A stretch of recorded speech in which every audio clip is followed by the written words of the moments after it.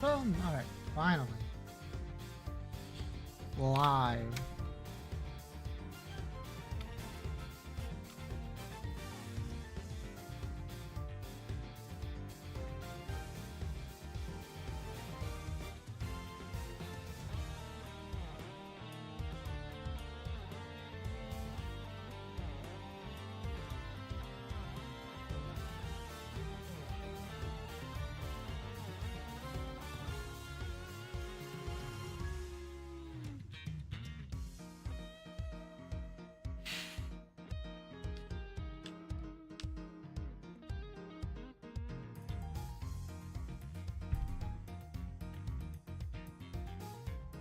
He's what? True. True.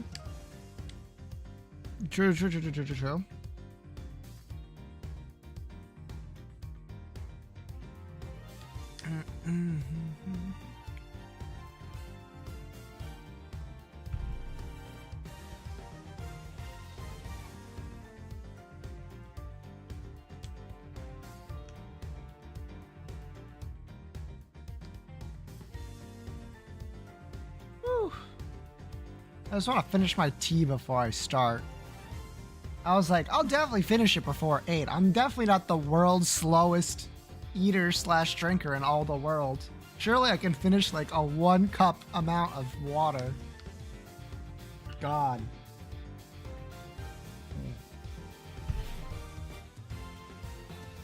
All right, I'm done. I just had like 1 sip left. What were we doing in this game? Right. We're investigating. True.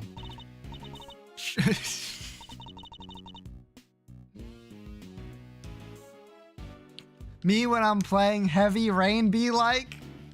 Yeah? Sean, you in there? No sign of him here either. Right?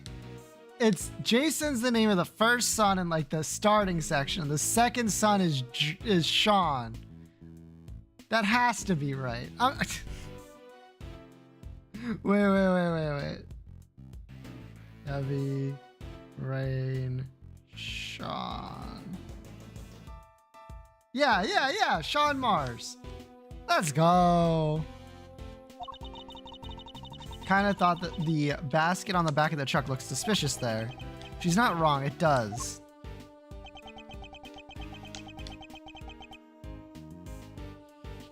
You know, you only need three periods to make an ellipses, right? Huh? What are you doing, Mr. Edgeworth? He's pointing, dumbass. Why are you touching the truck? Is that what he's doing? The engine's cold, which means it's been here for a while. No way, you can tell just from that.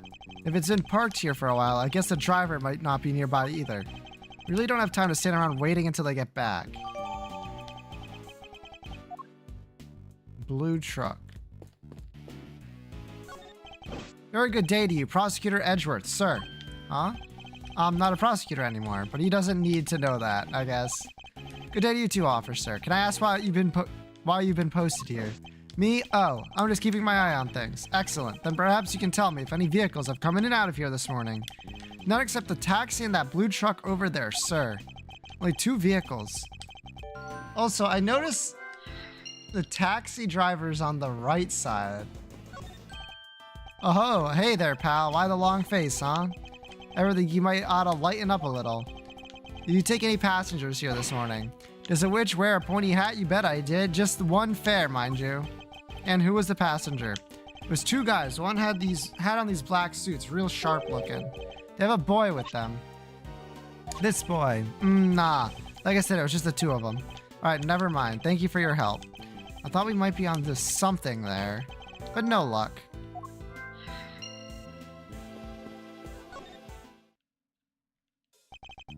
Oh, hey, Mr. Edgeworth. Long time no see. Wait, you're the Steel Samurai!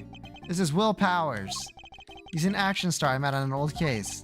He's also the man behind the mask of the one and only Steel Samurai. Long time no see indeed. Nice to meet you. I'm Kay Faraday. Great thief. Mr. Edgeworth has been working as my assistant. Great to meet you, but thief? Mr. Edgeworth has been assisting a thief. Let's not worry about that for now. We'd like to ask you about what happened this morning, if that's all right. Sure. I don't know if I could be of much help to you, but sure. So be one of the Sean's work colleagues. Yeah, probably. Oh, come the fuck on! I had tea right before the stream, so I wouldn't be yawning. It's been 5 minutes and my ass is yawning. God damn it. Alright. I heard you were investigating Yawn Gaming. Shut up! This one, Mr. Edgeworth. Well, yes. But I'm not the prosecutor in charge, of course. But if your case here is assistant, I guess this is her case? No, that's simply, I can see you're an intelligent man. You're right, of course. I'm in charge of this one. Don't encourage her. Alright, I'll need you to give me straight answers. First of all, this case. Have you noticed anything weird? I mean, perhaps you could give me your impressions. That's supposed to sound like me. My impressions. I guess my main concern is, no offense to the victim and all, but... Is it all over for the production? Are we done? I can't help but worry. I think it's probably safe to assume that you are, at least for now. Right? Oh, I knew it. What a bummer. We don't have the location for much longer either, because you were due to finish shooting soon. No, because they're due to start building. That lot won't be empty for long. That seems like a horrible place to do your shooting from then. They're letting us use it while they got ready to make a start. Guess the plan was to shoot. Oh my god! The rest on a lot back at Global Studios. I've been so worried about everything, what with people spreading all these rumors too. Rumors? Yeah, this journalist keeps coming around. Y'all been hiding real monsters on that there set of yours. Y'all can't do that. I'm gonna expose y'all. She's always saying stuff like that. I think I know exactly who this journalist might be. Yeah, the photographer, right? I thought you might maybe know her. But you're not, are you? Hiding real monsters, I mean. Are you kidding? If they had real monsters to call on, I'd be out of a job. True. See, y'all been working hard on the movie. Yeah, it's the first time I've been on a reboot of an old series. This one's been a real challenge for me and everyone else over at Global Studios. If only they put this kind of energy into making a new Steel Samurai show or something. Edgeworth, stop being such a fucking nerd. What role are you playing in this one? Me, I'm Pterosaurus himself. No way, so you're the star? Heh, well, not quite. I'm in costume, you see. My face won't ever appear on screen. Really? Still, that's pretty amazing. I wish I could wear a costume like that. Hey, do you think I could try it on sometime? I'll settle for just climbing inside one of them horns. I'll love to say yes, but that's not how it works. You can't really climb inside that part. Oh, I get it, because I'm an outsider, right? That's not the issue at all here, Kay. Can I ask you a couple of questions about Sean? Sean, oh sure. Penny told me what happened. He just disappeared, right? Yeah, sounds like him.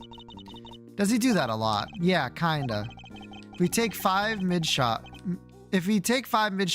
you look around sometimes and he's just gone. Do you have any idea where he might have headed off to? Sorry, no. I didn't see him leaving the set though. Huh?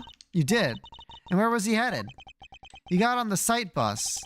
But I was checking some equipment over and by the time I looked back up, he was gone. The site bus? I wonder if he left any clues behind. Do you mind if we take a look inside the bus, Mr. Powers? Sure. You have to excuse the mess though. Alright, let's see what we can find. Me, every single time I have to let someone into my house, excuse the mess. It's still a fucking mess in here from the fucking fire, man. Was a responsible adult watching a child be like, true, true. On the plus side, we got a quote for what it would take to fix the roof that has nothing to do with the fire. That's cool, I guess. Maybe. Sean been sitting. Sean. Oh, that's his seat with a backpack on it. There's something poking out of it. A videotape. Huh? We use these when we're shooting. Why would Sean have one? Was there something you wanted to record? This could be a clue. You have a way for us to check what's on the tape. Sure, there's a couple of monitors set up right over here. That's true, they are set up over here. Alright, hitting play.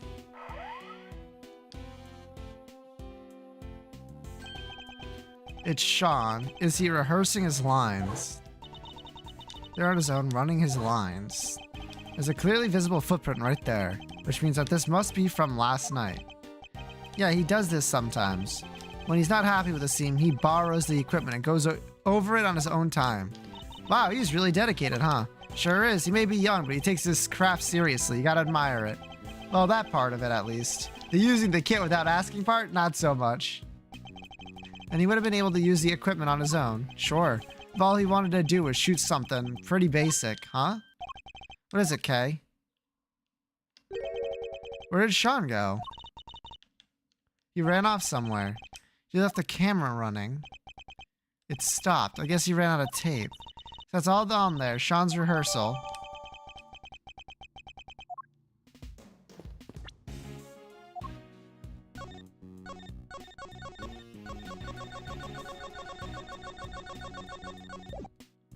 Literally, that's it? You're not gonna watch how he disappeared?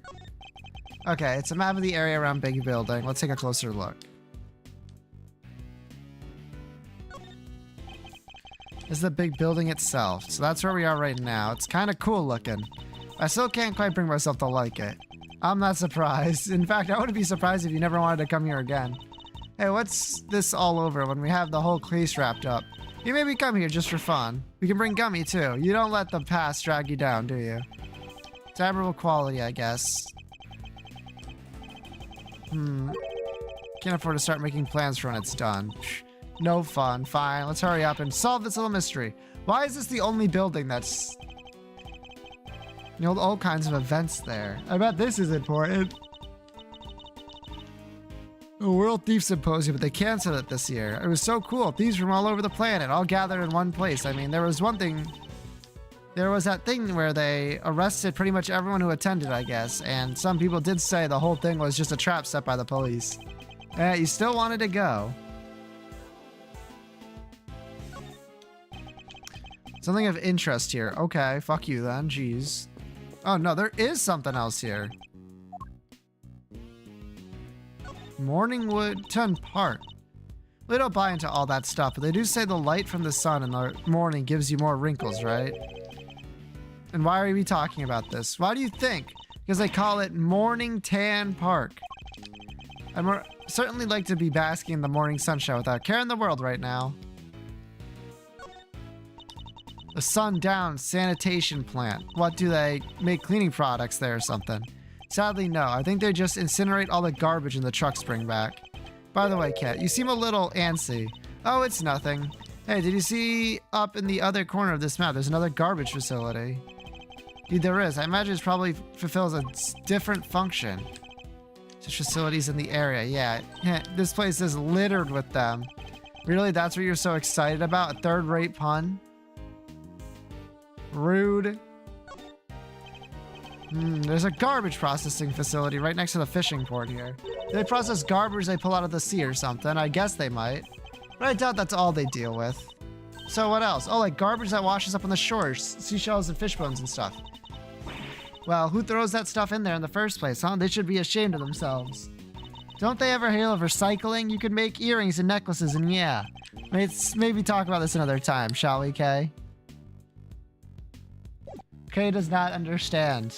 It's okay, though. Kay's allowed to not understand.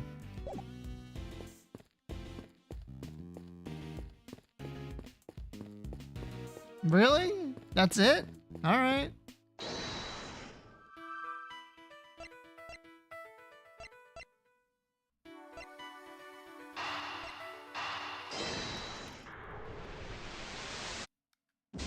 Nothing. Fair enough. They're still looking for something. There's an array of filming equipment here. Are you getting ready to shoot something? No, nothing scheduled for today at this location. The case has gone missing. Case? What is he talking about? Yeah, all that stuff there is normally stored inside a large case. I look away for 5 minutes and it wandered off somewhere. Sounds like there's a thief around here. What exactly was it taken? Just the case, as far as I can tell. Why only take that? I would have been more interested in what was inside it myself. Guess whoever took it might have had needed the case more than its contents.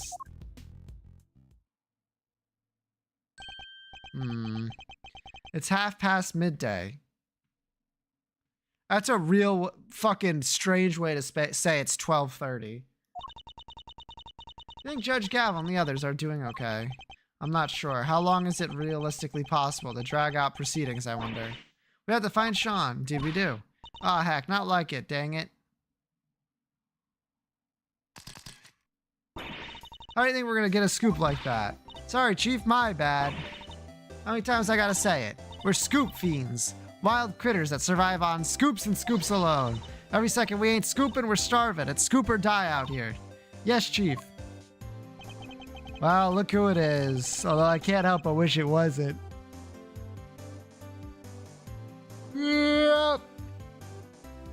I feel like he says that line a lot. When did those two get here? Hey, Mr. Edgeworth. We should go talk to them. Should we? Ugh, fine.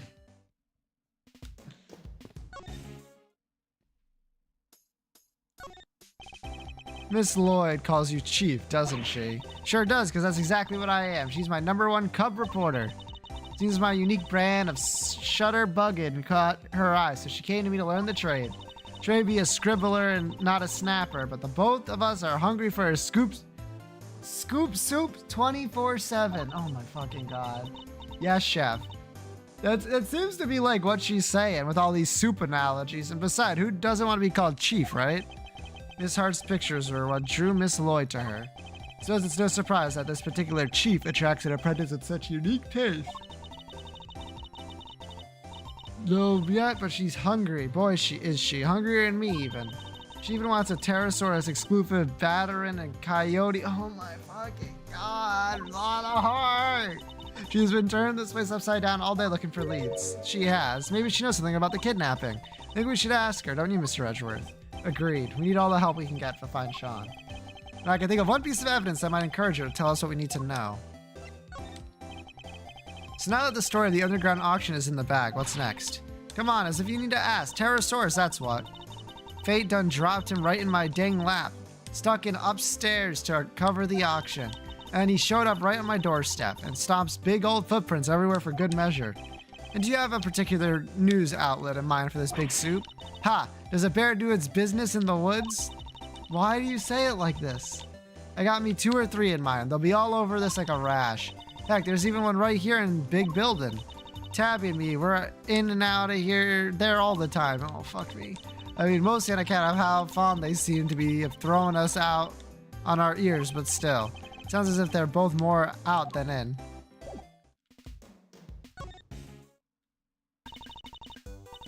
Well, if it ain't my good friend Ruffle, it's good to see you again. And you, Miss Lloyd. But how come you're here, if you don't mind me asking? Miss Lloyd, the accusation of murder made against you was, of course, entirely groundless. But the fact remains that you were a willing participant in the staged assassination attempt. The police will no doubt wish to speak to you about the matter. You should be aware that you may well be punished for your actions. Well, they kinda dropped the whole case out of nowhere. Packed me up and shipped me home without so much as a slap on the wrist. Guess it was their way of saying, you keep up the good work now. They did seem kinda keen to get me to never ever mention the whole thing ever again, though. Yes, because you weren't part of the official story on the attempt of the president's life. They can't afford to have you getting in the way of that. But Mr. Edgeworth, telling Tabby not to talk is like trying to stop a dam from bursting with a piece of tape. Heh, that is like the most delicate way of putting it. Wrote up the whole thing, of course, every last detail, plus a few of my own. Hand it to the paper, hopes all high, but nothing. Not a peep. Was someone putting pressure on them, or were the details you added a little too grandiose, perchance? Both seem equally plausible, unfortunately. What are you doing here at the big building? Are you reporting on something? Hey, maybe I didn't make this clear enough the first time we met. But you want a reporter to scratch your back, you gotta scratch hers first, if you catch my meaning. I mean, you want me to give you something you can use for an article. Bingo. And it better be good, because if it ain't, this conversation's over. I do need to know about what might have happened to Sean. Perhaps I could show her a piece of evidence and see if she has anything to give me in return.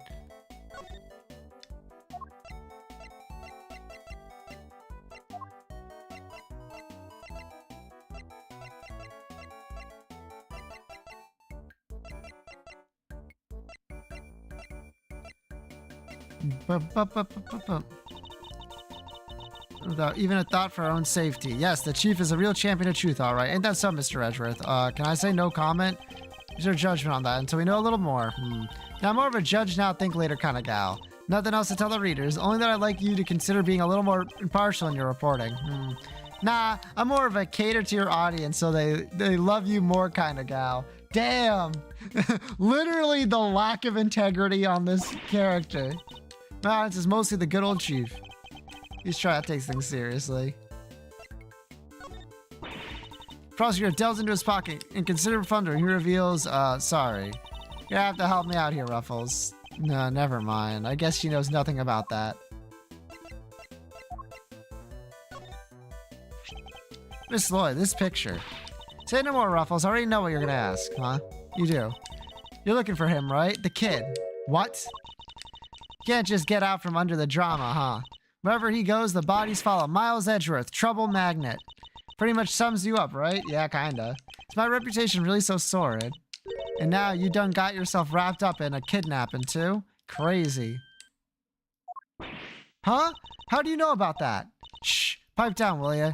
Can't be talking about this stuff too loud. I even told the chief about it. Gotta keep it in the down low, okay? That ain't a cat I want out of the bag just yet. Seriously, how do you know about it? Surely Judge Gavel hasn't told anyone except us. Heh. Oh, you'd just love to know, wouldn't you? Well, you can't. It's a secret. Okay, this is where we literally resort to violence, right? Edgeworth? Break out the brass knuckles. It's time. Hey, quit staring at me like that. I ain't sharing nothing with that thunder cloud of a face. So, you know something, right? Sure do. Truth is, I done saw it. Little kid being bundled up by two shady characters in black suits. What? Do you know where they went? Nope, don't got a clue. They were kind of far away when I spotted them. Lost sight pretty quickly. Dang it. So at least we know something about our kidnappers now. Yes, two men in black. Well, thanks for that, I guess.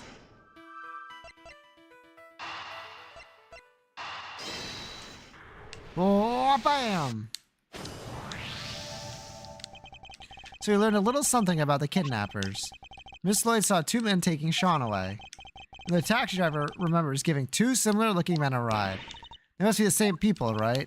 I'd say it's a distinct possibility, yes. But there's one thing that doesn't make sense. The taxi driver said specifically that the two men didn't have a child with them. Oh yeah, that is weird.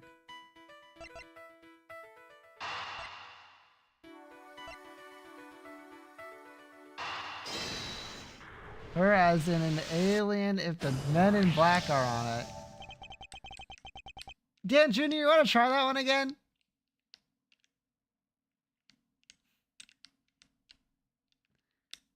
The syntax of that one is hard to parse. Her as in an alien. If the men in black are on it.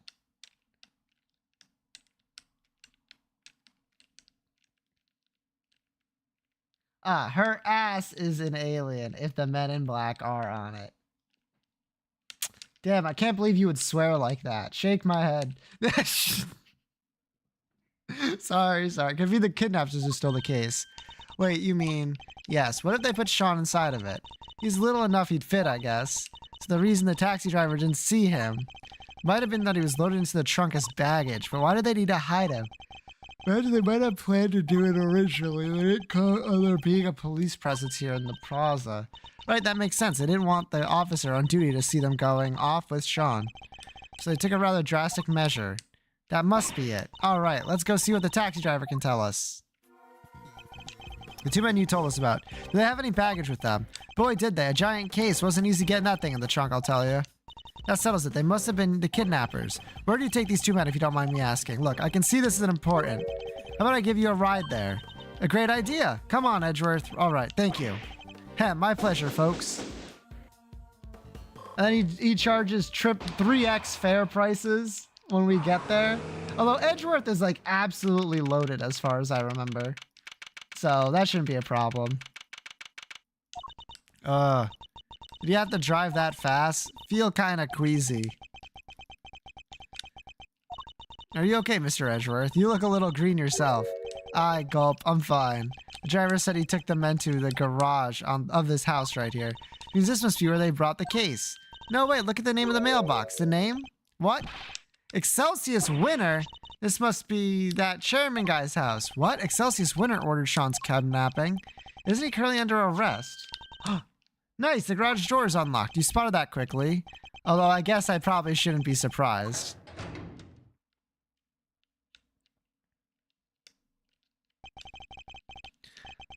It smells of engine oil in here. I guess Winter Senior must be something of a motorhead. Anybody home? No? Anybody? What are we, Kay? Common house thieves? You take that back. We're great thieves. And don't let me ever hear you say different. Have some self-respect, Mr. Edgeworth. She didn't like that at all. True. Though it seems nobody's around, which hopefully means we're not at risk of being arrested. Don't let your guard down yet. We're only just getting started here. Now, let's find us some treasure. Are we supposed to be looking for Sean? There's the green case. I think you know what this is. Yes, this has to be it. The equipment case that Mr. Powers told us was stolen. Packed him in there and shipped him all the way here, huh? He's a boy, Kay, not a piece of equipment. It's possible that he's still here. Then we better find him. My reputation as a great thief is riding on this, and yours is my assistant. Sure it is. You have these gloves. Look, a treasure. Strange. ETH? Death. Oh. Mechanic gloves. They're designed to be worn when fixing vehicles or working with machines. Current oil that looks like it must be from a machine too. Strangely, dirt. An awful lot of dirt. What could it mean? Doubt they could have gotten this from motorcycle maintenance. Oh, I hate this guy, but I have to admit, I like his gloves a lot. Think we could maybe come up with a good excuse to borrow them. I'm about to take them into evidence, but now I'm not so sure that's a good idea. Now we took them into evidence. No way, this bike is super cool. There's even a skull over the headlight. I suppose it's designed so that the eyes... yeah, what could it mean? The eyes light up. Really? Wow, I bet there's nothing compared to when you get a steely glint in your eye. My eyes don't actually light up, Kay.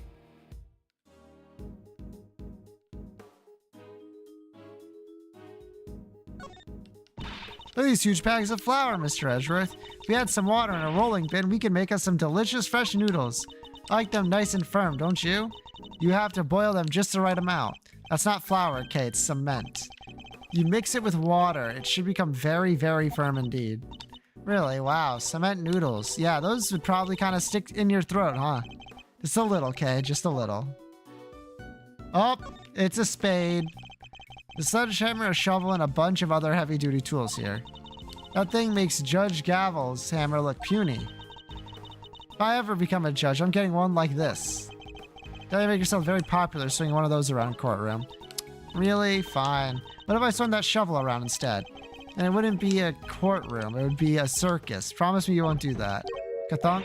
Hey, there's someone in the back there. Thud. Thunk. Clatter. Sean, is that you? We're coming. Huh? That's... Winter? But Mr. Winter? What? What's he doing here? Wait, this is Chairman Winter's house, right? Which means, yes, it's Mr. Winter's home too, presumably. So how did he end up wound up like this? Untie him, Kay, quickly. Little expert work, huh? Leave it to me. All right, like this and through here, and you're free. Are you okay, Eustace? He looks like he's been through hell. How did you come to be tied up down here? I don't know! You found me. Why don't you tell me? Because we don't know, which is why we're asking. I'm not sure you're going to be able to get much out of him like this, no. In which case, there's only one thing for it. Wait, you mean, I hate to beat a man while he's down, but it might be the only way. Are you sure? Look, don't go too hard on him, okay? You might push him over the edge. Understood. I'll tread carefully, I promise. I can't promise I'll be very good at it. I've never held back against my opponents before, after all. Is this boy literally about to challenge this, like, tied up boy to my... Oh my fucking God, Edgeworth. He was running out of the courtroom. How did he wind up here? You don't understand. You don't know what it's like being me. Bro has 5 pieces. He's been through a lot. It's going to be hard to know what might cause him to lose control. In which case, I guess I might just have to quietly listen to what he has to say. Why me? Why am I always the last one to know? Sob, the butt of every joke. Because you're an asshole about it. He truly has questions. I'll do my best to try and answer them. But he's also clearly in no fit state for this. I'm gonna try and finish this quickly. How about you, like, sit him down, make him a cup of tea, and, like, let him calm down for a second, Edgeworth. God. You're a total failure of a human being. What the fuck?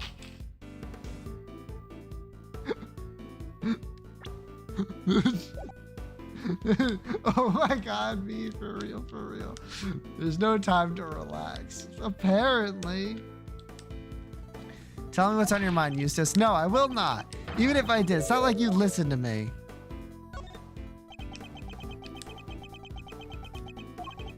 What is this? Why aren't you shouting? Objection. You always shout objection.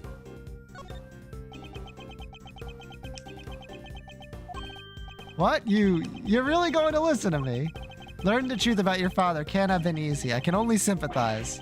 That wasn't the hard part. The hard part was losing everything I had ever had in a single moment.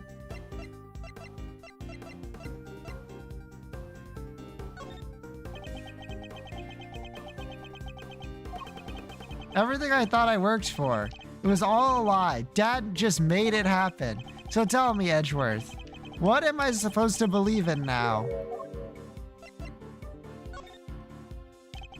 You can't lose faith in everything but yourself. You can lose faith in everything but yourself. That you have to believe in. We don't have to do it alone. Experience, I can't give you. But knowledge, that I'm happy to offer. I had some time to think while I was tied up like that. And I realized something. I'm not cut out to be a prosecutor. Incompetent? Uncompetent. I don't even know the right word. I don't think we correct him here. Sniffle, why are you ignoring me? This is some game of yours. Are you trying to make me feel even worse?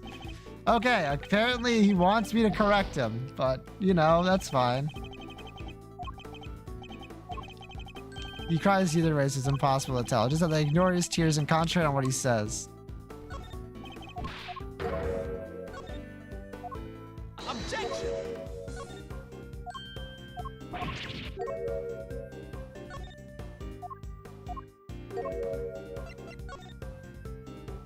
Don't worry, if there's one thing I can do, it's hold down the B button.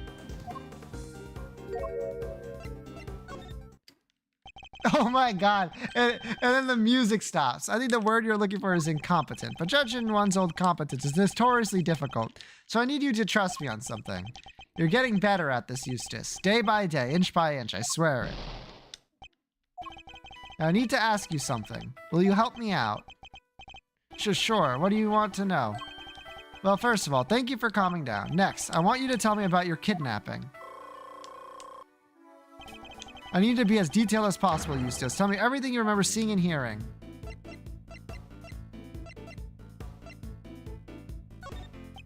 Do you have any idea who your kidnappers might have been?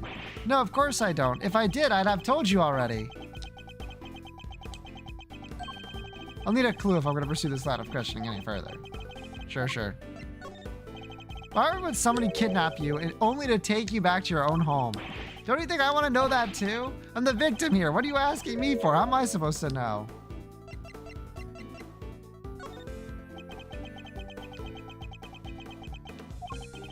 They locked me up in that box and then locked me up in here. I was scared. So scared. And did you happen to overhear anything your kidnappers might have said? I think one said, if you want to blame someone, blame the guy who owns this house. Your dad, the owner of this house. That's your father, isn't it?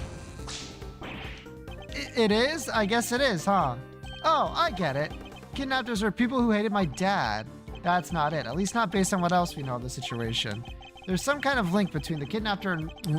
That could be a clue. Do you have an idea why someone might have wanted to kidnap you? What do you mean? Why does anyone kidnap anyone for a ransom, right? Those in super denial or just stupid. He's probably both. I got a clue if I'm going to pursue this line of questioning any further.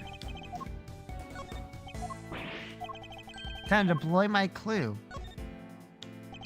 Your captor wanted you easily at hands. And where it could be more convenient than one's own house. I hate to break it to you, Eustace, but the kidnapping was ordered by your father.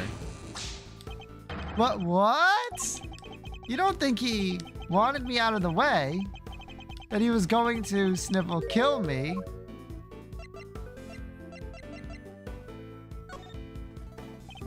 What good would that have done him? His own son dead in the family garage, he would instantly become the prime suspect. You're right. Okay, so why did he have me kidnapped? Well, it wouldn't have been for a ransom. Not his own son. That one makes sense. His motive for the kidnapping must have been something else. This could be an important clue. Okay. Why would someone kidnap their own child if they were planning on demanding a ransom? Yeah, that is kind of weird. Anything odd happened during the kidnapping? Sniffle. No, I just answered their stupid question.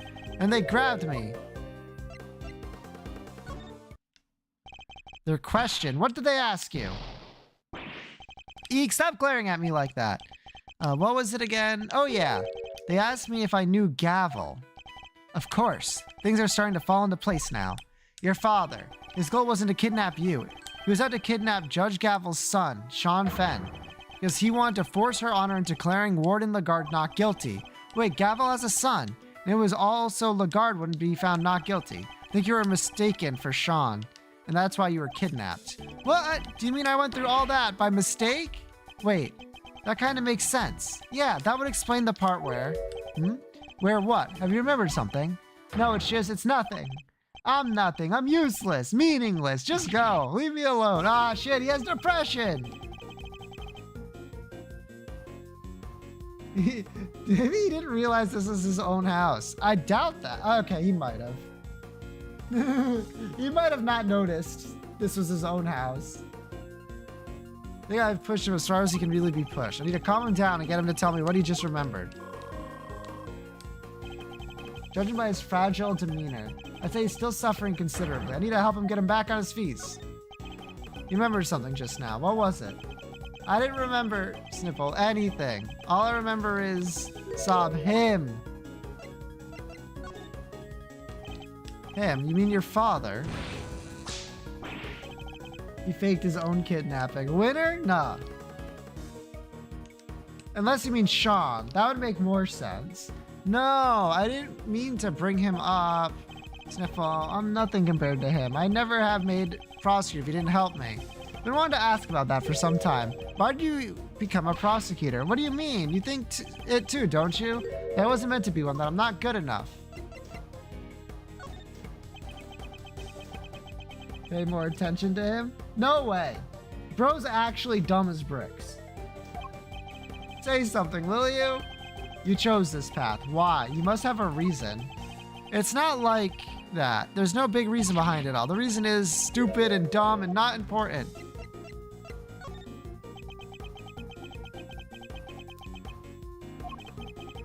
Like I said, it's stupid. It probably doesn't mean much to anyone except me.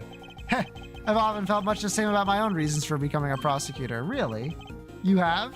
But you're a real one. A good one. A success. Even my dad, Sob, the chairman of the committee, said so. Sniffle.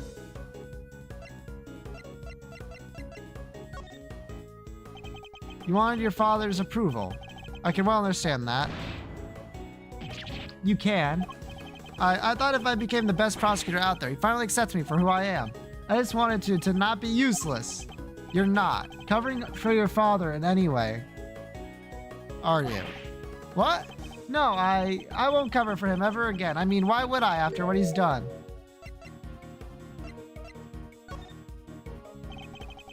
His desire to be of use to him, so I'll approve of you. Is that fair to say? I mean, Sob, why can't I be? Just once in my stupid life. Why can't I make it better? Why can't I clean his name?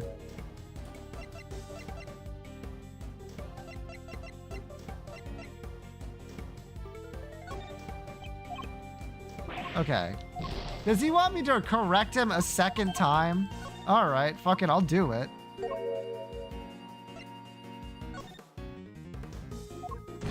Now I have to remember what I did for all of these.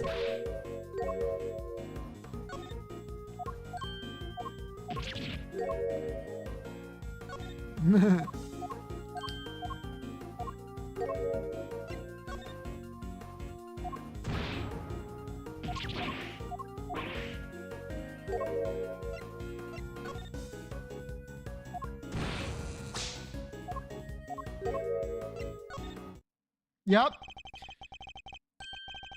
It is impossible to clean a name, Eustace, but you can clear one. Huh? I never knew that. In your father's case, though, I'm going to be hard. His crimes continue as your kidnapping shows. Knowing that, do you still think you can help him? But what else do I have, Sniffle? What else am I supposed to do? Why don't you be the better man and rise above the father who made a fool of you? Stare him straight in the eye and stop him from committing any more crimes.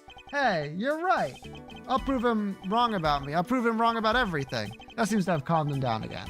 Now I just need to get him to tell me what happened to the evidence. Evidence? Let's see if I can't give him the courage he'll need to stand to his father. Key piece of evidence from the Lagarde trial failed to make it to the courtroom. As the prosecutor in charge, they were your responsibility. Did you misplace them somehow? No, that's not what happened. You haven't heard my side of the story. Okay, let's hear it. I thought I was putting them in the safest place there was. But, oh, what did I do? What did I do? I need a clue if I'm going to pursue this line of questioning any further. What's the connection between your father and Warden Lagarde? Sorry, I don't know much about that. You can't think of anything. Even the smallest morsel could be a valuable clue. Oh, they sniff. I think they maybe worked together once. And sob.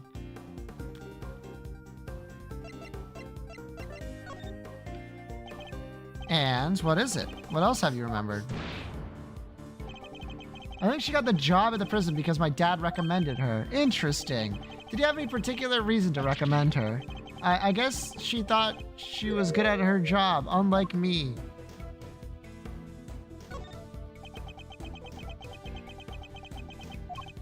I think they knew each other from back when he was the chief prosecutor.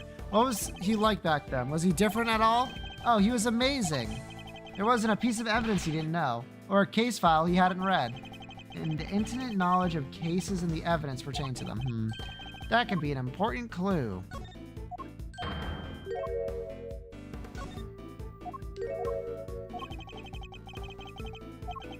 Guess I better send out a little lifeboat and bring him back in. I think I know what you thought would be the safest place possible. With your father, isn't that correct? Eustace, you are a fucking idiot. What? He told me it would be all safe with him. He said there was nowhere safer. I'm afraid he betrayed your trust, and in the ugliest way possible. So he got rid of it, Sniffle. Why, Dad? What were you thinking? Your father wanted to obscure the truth in order to ensure that Warden Lagarde was declared innocent. There's no easy way to say this, Eustace. He used you. Nah! There's a chance that the evidence is still in Chairman Winter's possession. We still don't know where Sean is. We need to get back out there and find him. It's all my fault. What do I do now? Can't stand by and watch him like this. He had a brutal collision with reality he never knew even existed. I should ask him what he means to do now. Perhaps I can help him figure that out. There's no way around it. The road ahead will be a hard one. Maybe this is fate, and maybe my job is to point him in the right direction. So, what now, Eustace? Well, first I'm gonna give this stupid jacket back. I don't deserve to be wearing it. My dad always said that clothes make you a man. But I'm no man. It's clothes make the man, Eustace. Huh? It is. Thanks, Edgeworth. I'm learning a lot from you today. That's good to hear. Now, about that jacket. Why don't we make you into a prosecutor worthy of it? Being a baby back bitch. True.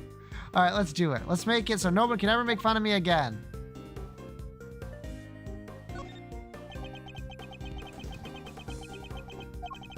But how? How do I get there? Tell me, what do I need to do? I just don't know. I just don't know. Didn't say option 2. Look, I need to do what I think is good for him. Do you mean to be like your father? To continue to ignore the truth? Come on, give me a break, will ya? Can't a guy get a glass of human kindness when he needs one?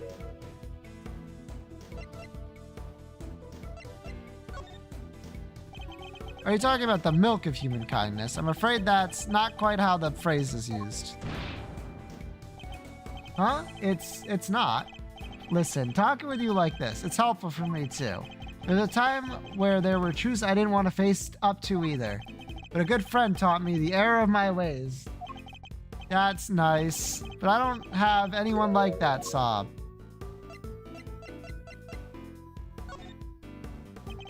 If you could muster the courage to try to find your feet again, I'd be very happy to help. You would, but only if you really mean to try. I don't want to be like my dad. You want to be better than him, don't you? Yes, Eustace, I see it now.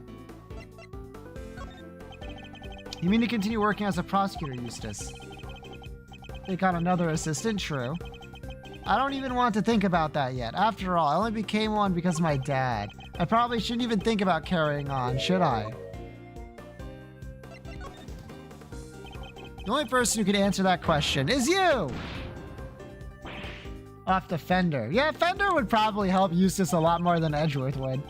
Only you can declare what path you choose to walk. Then, I don't want to stop being a prosecutor. If I give up now, I'll regret it for the rest of my life. I just know it, Sob. He intends to see this through. I'll bear that in mind. He's told me that he wishes to be better than his father.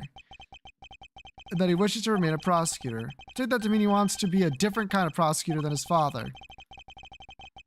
His first important decision he made for himself. Tells us where he means to go next.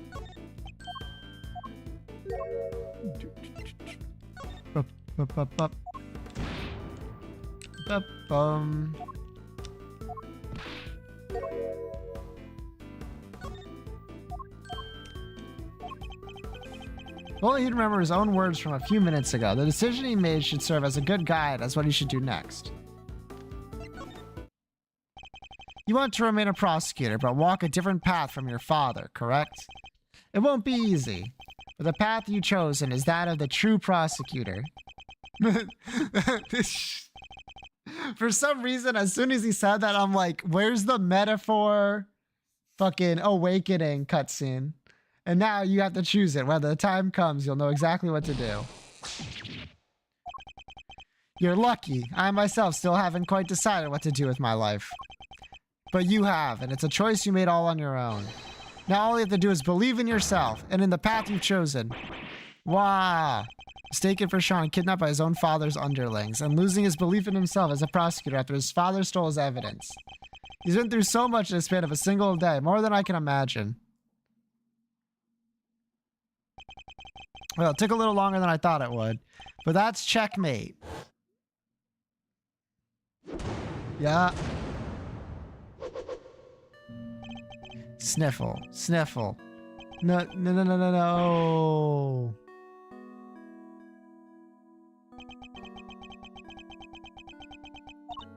Wow, I don't think I've ever seen him move so fast. He's particularly speedy when it comes to running away from things, it seems. Oh, and we're back. 115, Biggs Building Plaza. God, we don't have much time left. I think we better check in with Fender. He'll want an update on what we've discovered. We need to know what's going on over at the courthouse. But Eustace ran off, right? Isn't he supposed to be the prosecutor in charge? We're just updating Fender. Nothing else will change. Francisco will continue for the prosecution. Okay. Is that really alright, though? It's going to have to be. Like you said, Eustace ran off.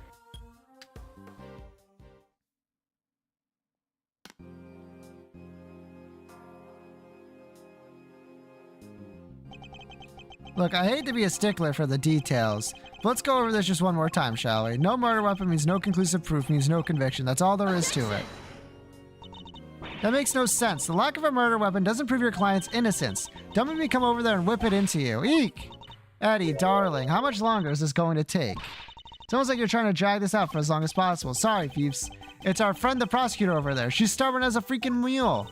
Then give me a satisfactory explanation. I'll just have to keep whipping you until you can. Seriously? I've already taken more licks than I've had birthdays. Come on, Miles. What's taking so long? I'm not going to buy you some time and all, but I'm taking a beating here. Oops. Sorry, G. This one's important. Mind if I take it? Fine. Fender. Miles Sereno. Boy, I'm ever glad to hear your voice. How are things on your end? We found Eustace. Sweet! And the knife and the chisel? Unfortunately, he entrusted both to his father's care, which means that Chief Winter is the only person who knows where they are. Chairman Winter, but why would he? We're not quite sure of the specifics just yet, but we do know that Chairman Winter and Warden Lagarde have some sort of connection they'd rather others didn't know about. Gotcha. Alright, guess the next move will be to get Excelsius Winter on the stand. Best to hear the deeds from the proverbial horse's mouth, right? I'll keep looking for the missing evidence. And for Sean. Well, shake a leg, will you, big guy? Can't keep this one from going to the judges much longer. We're a gnat's whiskers from a verdict here. Understood. Wonder how long Judge Gavel can hold. This can't be easy for her. We need to hurry. How are things over at the courtroom of doom? They're going to call Chairman Winter to the stand. Who knows how that will go for them? Yeah, he's already stooped to evidence stealing and kidnapping. What else is he capable of? Exactly. Perhaps we should look over any evidence we have relating to him, just in case it might help. Good idea. All right, leave it to me. Presenting a hot new piece of evidence, fresh from the evidence oven. The gloves he found in his garage. Yes, I was thinking about those. Anything else? What about the case file from the IS-7 incident? Chairman Winter was involved in that, right? Yes. He helps suppress the evidence. It's probably a good idea to have the notes on hand. Hey, Kay! Did you actually steal the gloves? You literally stole them. And then when you had the chance to put them into evidence, you took the opportunity to get them off your hands. Excellent. Do you have anything else? We sure do. Last but far from least, there's this. Your Yatagarasu pin, okay. That's for evidence related to Chairman Winter. Can you please try and take this seriously? Says the guy who spends his life presenting people with evidence that has nothing to do with anything. Hey now! Shut up! I've been called out on a fundamental level? Yeah, that's different. Wait, that's Eustace? Huh? Hey, what are you doing here? Wah! Rude, he totally ignored me. What was he doing in the big building, I wonder?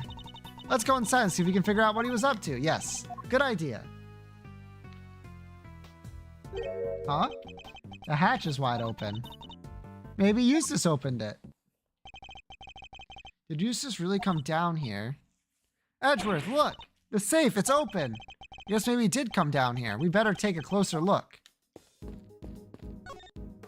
Maybe we better take a look. The owner just pry. It's a document of some kind. Let's see. Yeah. The document. And there's a photo attached too. This picture, it's of... Whoa! That's Mr. Knight, right? Name's Bronco Knight. I'm President's personal bodyguard. Why is there a picture of him in here? What's the paperwork about? I'm not sure. Let's take a closer look. You were right, darling.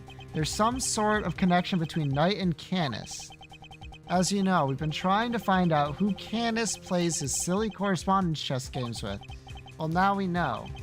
I'll be pulling Knight into my office for a thorough grilling tomorrow.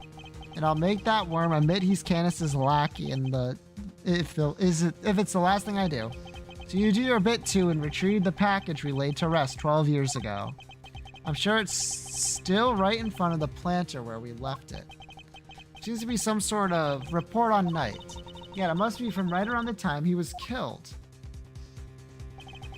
You know that Knight was killed while being interrogated in the prison's office. I think we can safely assume that this document was written by Fifi Lagarde, don't you? I'd say so, but who was it written for? Oh, I guess it was whoever owns the safe. I'd say that's likely to be the auctioneer. Excelsius Winter himself proved they really did know each other. Indeed, and not only that, it proves another connection. Huh? Lagarde and Winter were trying to flush out Mr. Canis's henchman. Oh, you mean, yeah, the assassin guy with the soft spot for dogs. Yeah, something links the three of them. Something they don't want anyone to know. But what? I don't know yet. I suspect it has something to do with this case.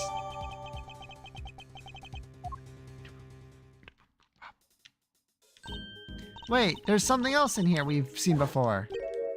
There's something on his finger. Take a closer look, Mr. Edgeworth. It's a ring, and an expensive one at that. Don't even think about it, Kay. What? I didn't say anything. Well, Mr. Knight, your chest and your ring are here, too. All of your possessions in one place. Basically the safest full of evidence from the murder at the prison. It would seem so. Which means the missing knife and chisel might be here, too. Knife and chisel, knife and chisel. No dice. There's nothing else in here apart from Mr. Knight stuff. Really? Curses. Knight may be dead. Curse you, Edgeworth! Our game isn't over yet. But he left unfinished business behind with him. I think we need to find out what it was.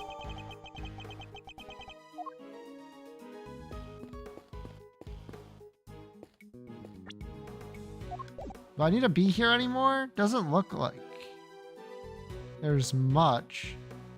At least anything new.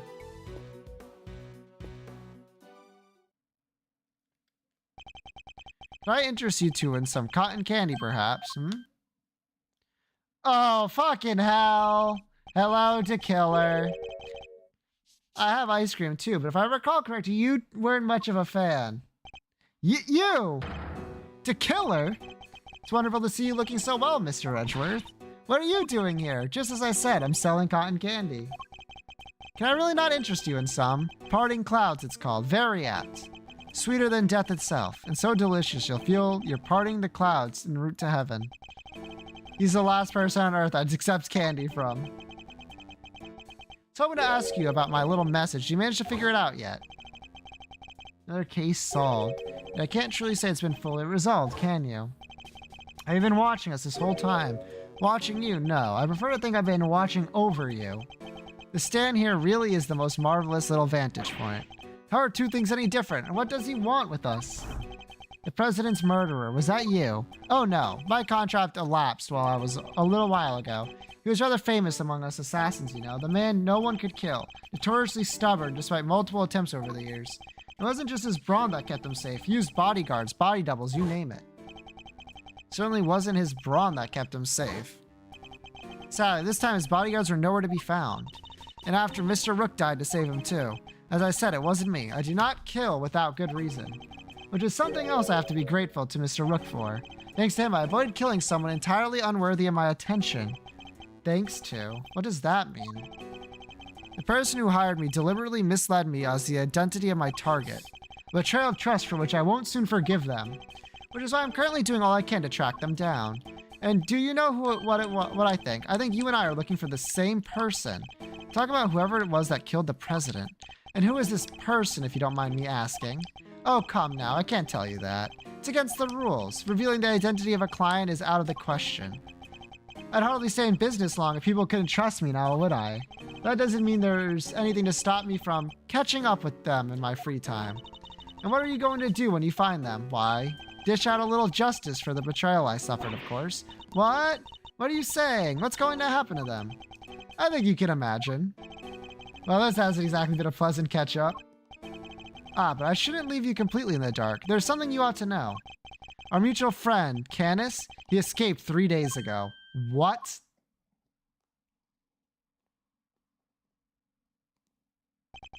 Three nights ago, to be precise. His cell was suddenly simply empty. Almost as if I knew I was coming to pay a visit. Wait, the killer went to visit Canis in prison. Does that mean he's the person the killer is looking for? Now, I better not take up any more of your time. We'll be seeing one another again soon, I'm sure. Let's both keep up the good work, shall we? We'll run our targets to the ground in the end. He really is a professional, huh? First a killer, now Canis. Two assassins on the loose. Huh? That sound. Mr. Edgeworth, it's Judge Gavel's cell phone. Could it be Sean? How's it going, Miles? Whoever it is using a voice changer. Who is this? It's your friend in the red raincoat, of course. Red raincoat? You're the one who abducted Kay. Bingo! Well figured out. Mr. Genius Prosecutor. I can't hear Mr. Edgeworth, sorry. Where's the speakerphone button? I was as surprised as anyone when she lost her memory like that. Talk about a curveball. Hey, I'm standing right here, you know. But never mind all that. I called to talk about something else. Yeah, there's something I need to tell you. Truth is, I was the one who made Big Bad Chairman Winner kill Little Miss Rosie Ringer. What? This is who the person to kill her was talking about. I also called to say thank you. I neither want or need your thanks. Sure, but you deserve them anyway. Guess the penny didn't drop yet, huh? You're right, I abducted Kay, as you put it. But why would I do that, hmm? That's right, because I needed you to help me make sure that Winner got caught. No. If Kay was a suspect, you'd have to look into it. And if you looked into it, you'd be sure to unmask him eventually. After all, you're a genius, right? Everything worked out exactly as I planned.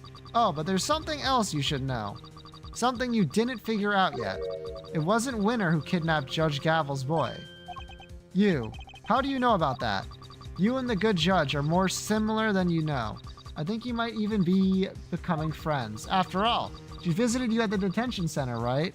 Seems pretty pally to me. How could they possibly know about that? That's a great question. She didn't even use her real name when she visited. She pretended to be Detective Gumshoe. Anyway, you want to know how I knew about that kidnapping? That's one nice and simple, at least, because sweet, innocent little Sean is here with me right now. What? No. Oh, sounds like that one's a real surprise. Ah, if only I could see your faces. Well, okay. What do you say? Why don't you come and steal him back, just like you said you would? You wouldn't want the amazing Yatagarasu's first commission to be a failure, would you? They even know about that? How can they possibly know so much? Oh, don't get the wrong idea about dear old Excelsius, by the way. Papa Winter's still a villain through and through. He wanted to kidnap Sean. I just got there first. So there were 2 kidnapping plots. Okay, this is getting a little convoluted.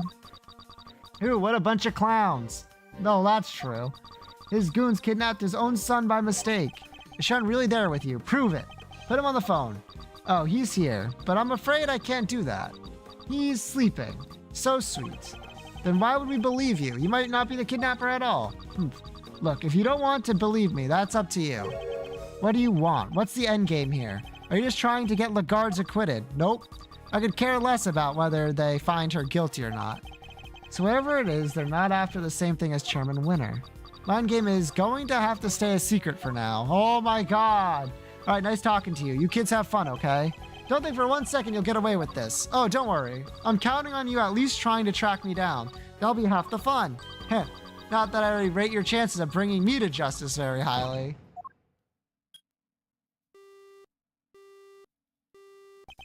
Ah, who was that? I wish I knew. They didn't give us enough to figure that out. Deliberately, I imagine. What? So they really have nothing to go on? That's not fair.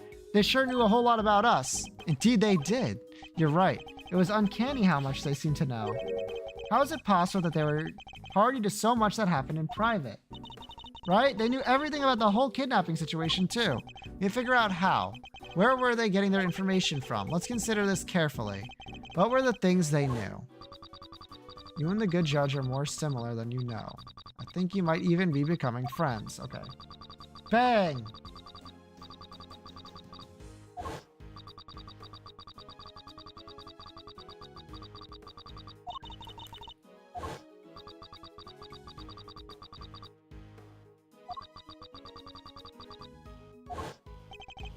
That's it.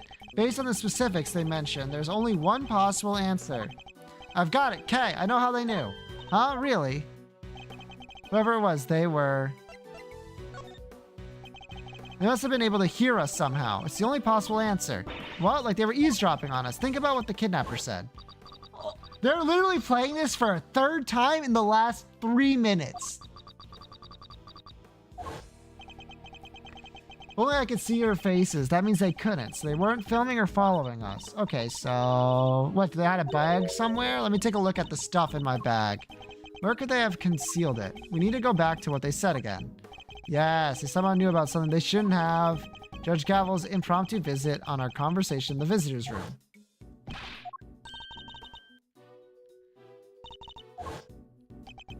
What evidence did I have on my person at that point? Bug must have been hidden here. Take that! Okay, can I take a closer look at your badge? The Yatagarasu pin? No, it's mine. What? Seriously, Mr. Edgeworth, sure, you're a great thief's assistant now. That doesn't mean you get to wear the pin right away. You have to earn it. I don't want to wear it. I want to check if for bugs. Huh? This old thing. Let's take a closer look, shall we?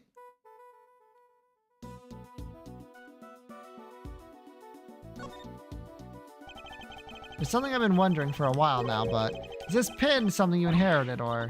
Nope, I made it myself. I suppose that makes sense. It's quite flashy. Can't imagine any of the other thieves wanting to wear it. What? You don't have to be so mean, you know. True, true.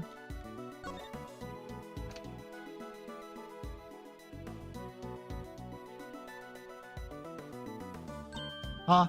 Whoa! So I was right. How did you know? Whoever it was we're dealing with, they came into close contact with you recently. When they knocked me unconscious, you mean? Precisely, which made me think the bug must be in one of your possessions. But they also overheard my conversation with Judge Gavel when she visited me. Something that would be impossible if I didn't have the bug on my person at the time. I get it, so you thought back over what they left you. Yeah. All the K7s I was carrying had been confiscated. I mean, the only thing it could possibly have been was your pin. So they were listening to us this whole time, and they heard everything we said.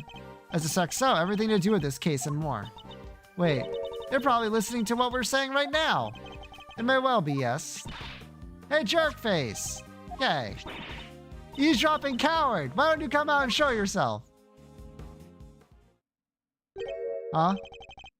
What was that sound? Ow, ow, ow, ow, ow. Ouch, dang it. Huh?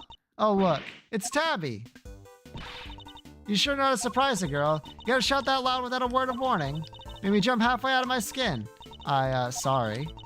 What's got you so ornery anyway? Get a load of this. Seriously, I'll make your blood boil. It will, huh? I'm all ears. I wonder if we might be better off keeping it to ourselves, Kay. Assuming we don't want to be all over the front page of tomorrow's paper, that is. Oh, thanks. Nearly walked right into that. Aw, come on. Y'all are no fun at all. I was counting on you being opening up and spilling the beans all over here at Plaza. Better switch off the bug before I forget.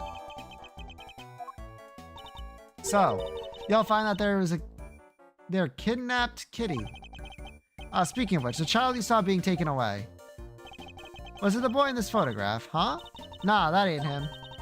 Kid I saw looks dumber what the fuck? Look. Yeah, Winner is dumb, and he does look dumb, but saying that, come on. Come on, man. No prizes for guessing who she means. So this Lloyd managed to confuse matters once again. I think we better take another look around.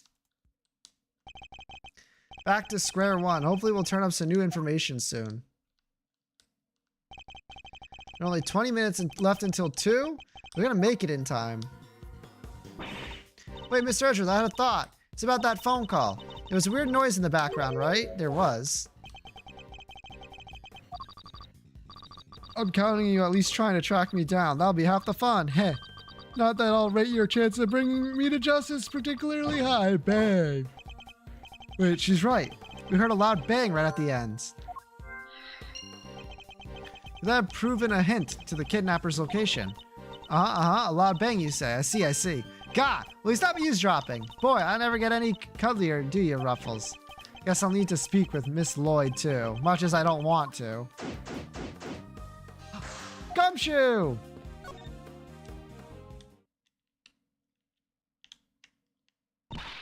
Stop, Gummy. Why are you running away from us? Detective Gumshoe. When you gave up your badge, sir, I didn't know what to do with myself. You stay right where you are, Detective. So I thought, hello, Nova. Glad to see you're still doing what you do. You aren't going to be prosecutor anymore, then maybe I shouldn't be a detective either. But I was wrong. Even if you're not around, I'll always be a detective. My job will always be to investigate crimes. And us detectives don't just investigate when the prosecutors ask us to. We have to be able to look into stuff ourselves, too. Is that what you were doing just now? And back then, too. You should thank your former subordinate for what I'm about to share. In his desperation to help Kay Faraday, he gave me a valuable piece of information. Detective Gumshoe did that. So, Rosie Ringer's autopsy report. When I went down to the detention center to see how Kay was doing, I When you get to my level, you don't uncover the truth. You make it little by little. Kay Faraday, murderer. That's the truth. The truth I created. Grr. Yes, my boy. That's what I like to see. You overheard that? Yeah. So I went back and looked over the evidence. I dug out a little something. I thought, yo, Gumshoe actually... What do the kids say these days? Plus aura? Over the evidence? Dug out a little something that might help. No way, Gummy, you're the best. I'd be in prison right now if it wasn't for you. My pleasure, kid. Good to see you got your memory back, by the way. Sigma Riz. True. Thanks. So anyway, like I said, I'm investigating stuff for myself these days, and that's that. Wait, Gummy, don't run off again. We get it. You can look into stuff for yourself now. That's great, and it helped me right when I needed it most. But right now, we need you to work with us. I'm no longer a prosecutor, or indeed anything. I'm investigating a case regardless. And I ask you not this as a prosecutor, but as a friend. Detective Gumshoe, will you help us? Aw, stop it, sir. You're killing me here. Come on, Gummy.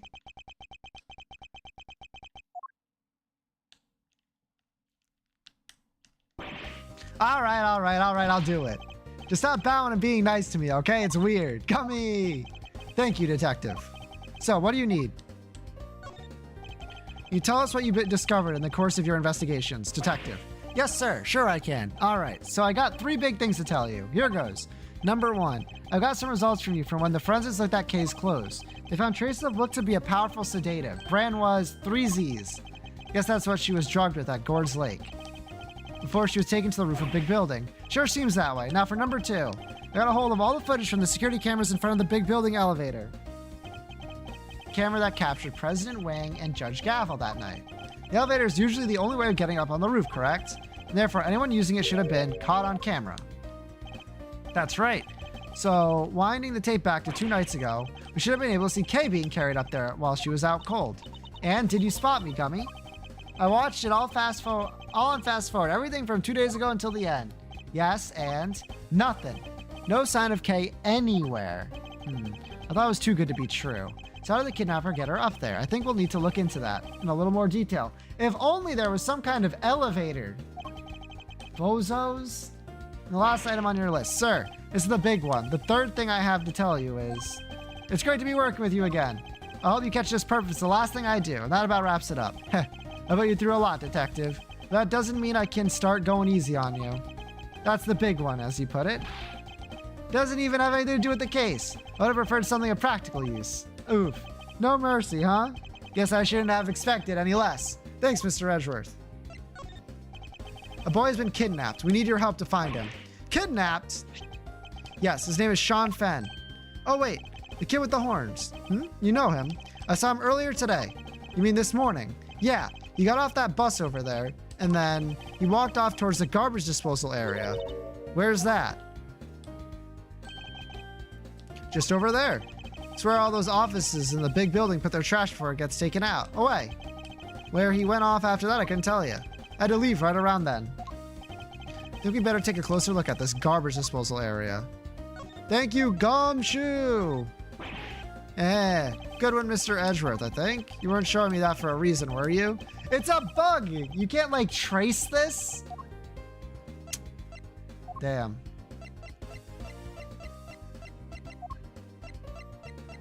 You don't really have much else to show him. Alright. How about that? A little help from little old me, and y'all make a big leap closer to solving the case. Closer, sure. By closer, you mean we wound up going after the completely wrong kidnap victim. Must have been barely looked at the photo after all. Oh, really? And here I thought I'd given y'all the tip of the century. My bad. It's not your fault. It's ours for putting our trust in unreliable sources. We'll just have to learn not to do that again. Hey, that ain't nice. I don't gotta give y'all no tips at all, you know. And I won't. Not if you're gonna be like that. Alright, fine. Maybe just this one. But only because I got a real scoop for you this time. A real scoop, huh? This should be good. Fine.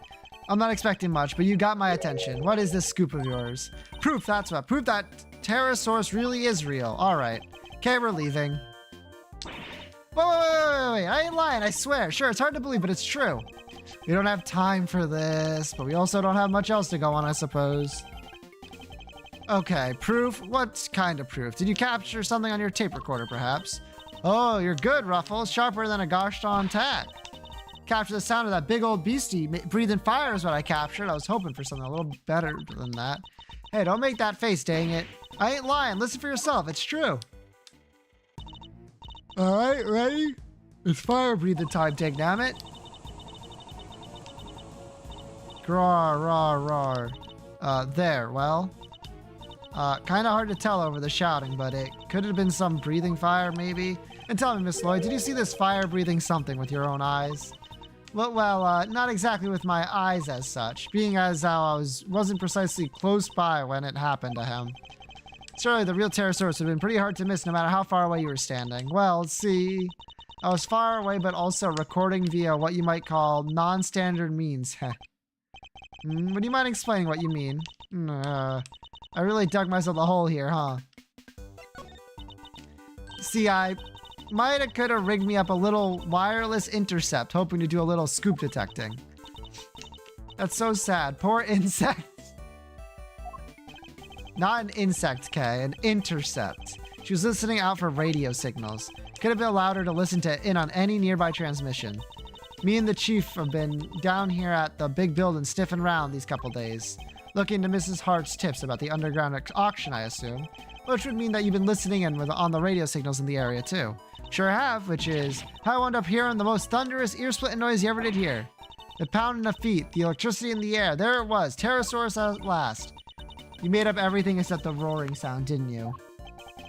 The long and short of it is that you didn't actually see anything, correct? Hey, I don't need to see things, I'm a writer, you hear? Anyway, I kept listening down till the line comes. Your pal there's voice. Hollering fit to bend the bands. Eavesdropping coward, why don't you come and show yourself? Huh? What was that sound? Heh, our apologies for that. I'm sure Kay didn't mean to bowl you over with her little outburst. Assuming it was as shocking as it was because you didn't hear it directly. It came through your headphones while you were listening to the signal from the bug, didn't it? What? Are you saying she planted it? Hey, come now. I ain't into no bugging, just a little lighthearted intercepting is all. Would you mind if we borrowed the tape of what you recorded, Miss Lloyd? Gah, do what you dang well please. Meow. That's what you sound like. Meow. Meow. What are you meowing at? You had 2 cans of food today because I fed you by accident a second time. What could you possibly be meowing about? She's meowing a lot. Mr. Edgeworth. Mr. St. Miss Berry. How's the search going? Did you find him? Not yet. Poor Sean. Sean? Oh, nothing. Just a slip of the tongue. I guess they still don't know about the kidnapping. We did manage to find Eustace, yes. You did, that's great. Thanks so much. Now maybe they won't arrest me again.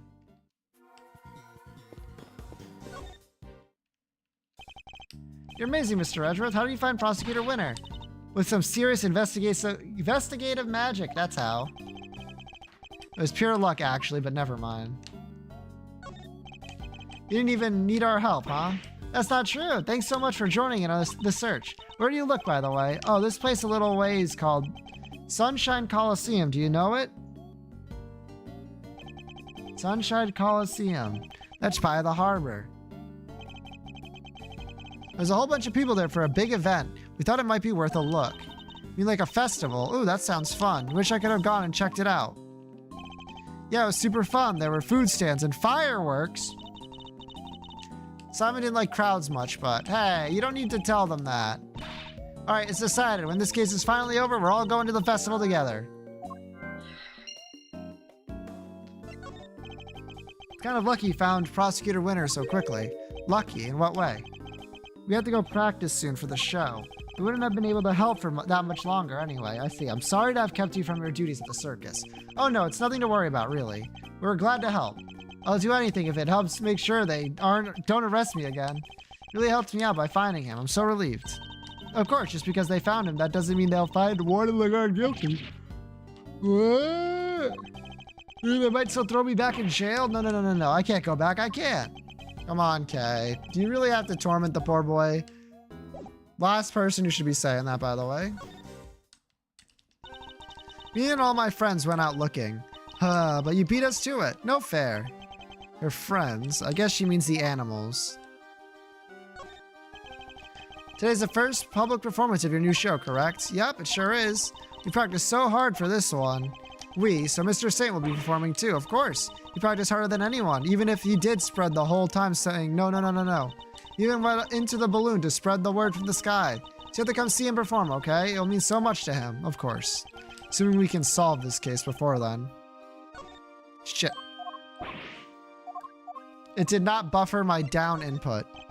Did you say that you enlisted the help of the animals in your search? Yup. If it had been Isaiah or in region, we might have found something. But Simeon, the big old scaredy cat, was all no.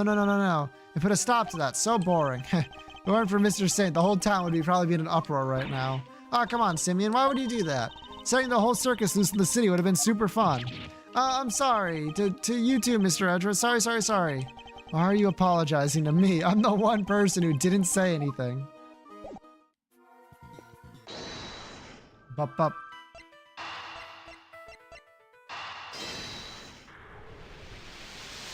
Bam!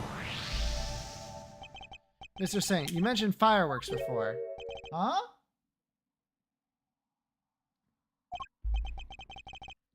An event at the Coliseum. They were setting up for the event during daylight hours. Oh yeah, a bunch were off while we were there. What are you thinking, Mr. Edgeworth? The loud bang we heard. What if that was a firework? Huh? Nova! What?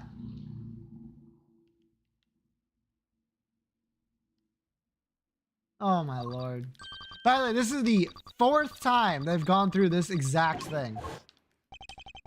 For the bang to be clearly audible over the telephone, it must have been pretty loud.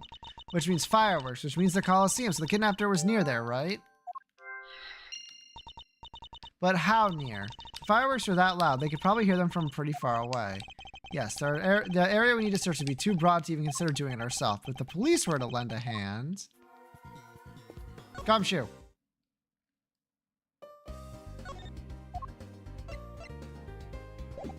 Okay, never mind. Wait.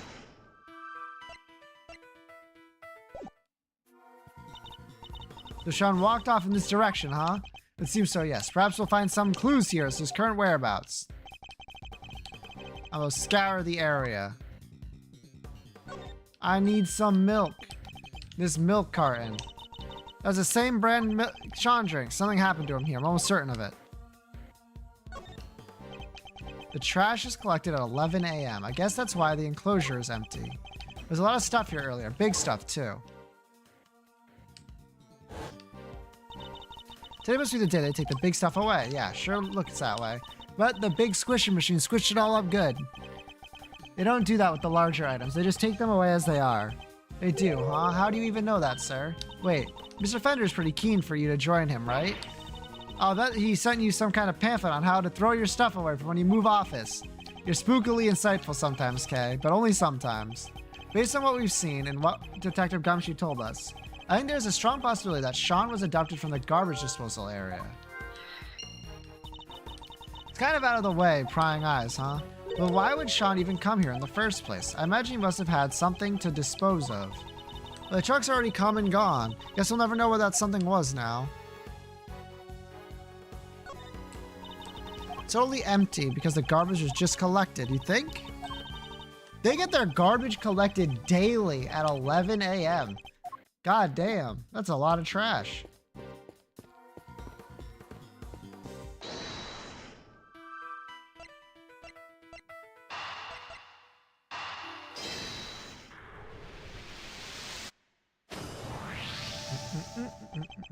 Only 2 vehicles came through here this morning, the taxi and the blue truck.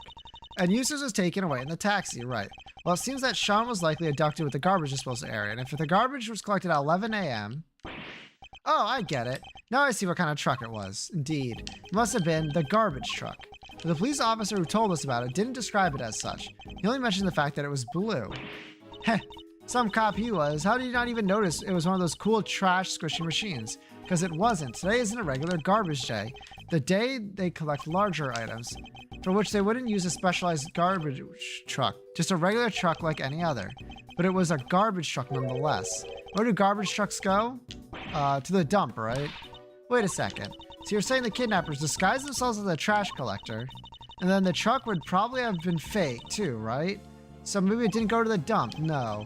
I'm usually sure the garbage truck was real. Yeah, how do you figure that? Another look at the garbage disposal area should tell us. Well, it tells us the garbage truck must have been real. Take that! Garbage disposal area is kept locked. Oh yeah, so only a real garbage collector and a real garbage truck could have opened it. Precisely, the garbage truck couldn't have been a fake.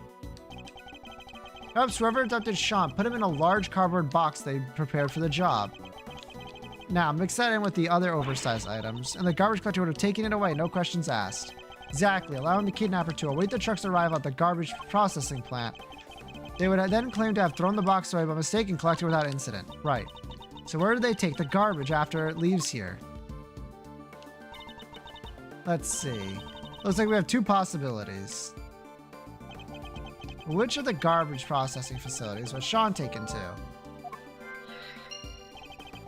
Have we found out anything that might serve as a clue? Yes.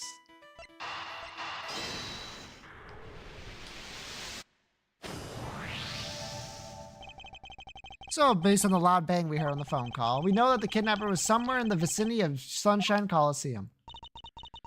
And one of the garbage facilities right by there, too. I think that's likely where Sean was taken, which means the kidnapper must be holding him somewhere near there. Detective Gumshoe. Yes, sir. Can I ask you and your men to search the area around the garbage facility? It's not like you to ask, sir. Feels a little flat, if I'm being totally honest. Why don't you give me a good old-fashioned order, huh? Like you used to. You don't mind, even though I'm not a prosecutor anymore. I thought I told you already. Detective investigates for himself, not just for prosecutors. Thank you.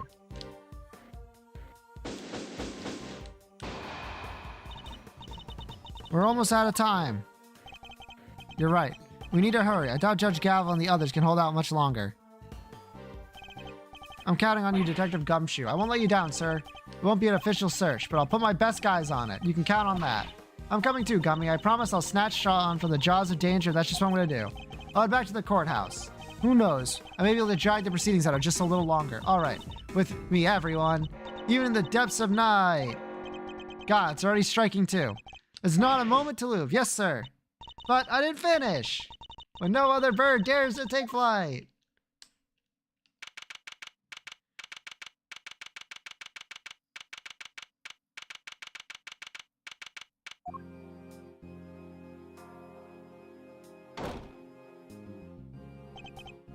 Well, well, if it isn't our old friend, ex-prosecutor Edgeworth. Hello, dear boy.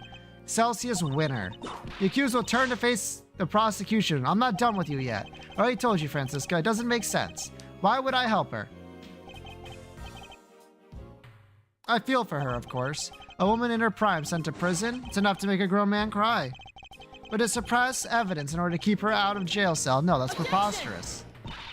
We have a statement from your own son. He says he entrusted the evidence to your care. I'm afraid I don't know what he's talking about.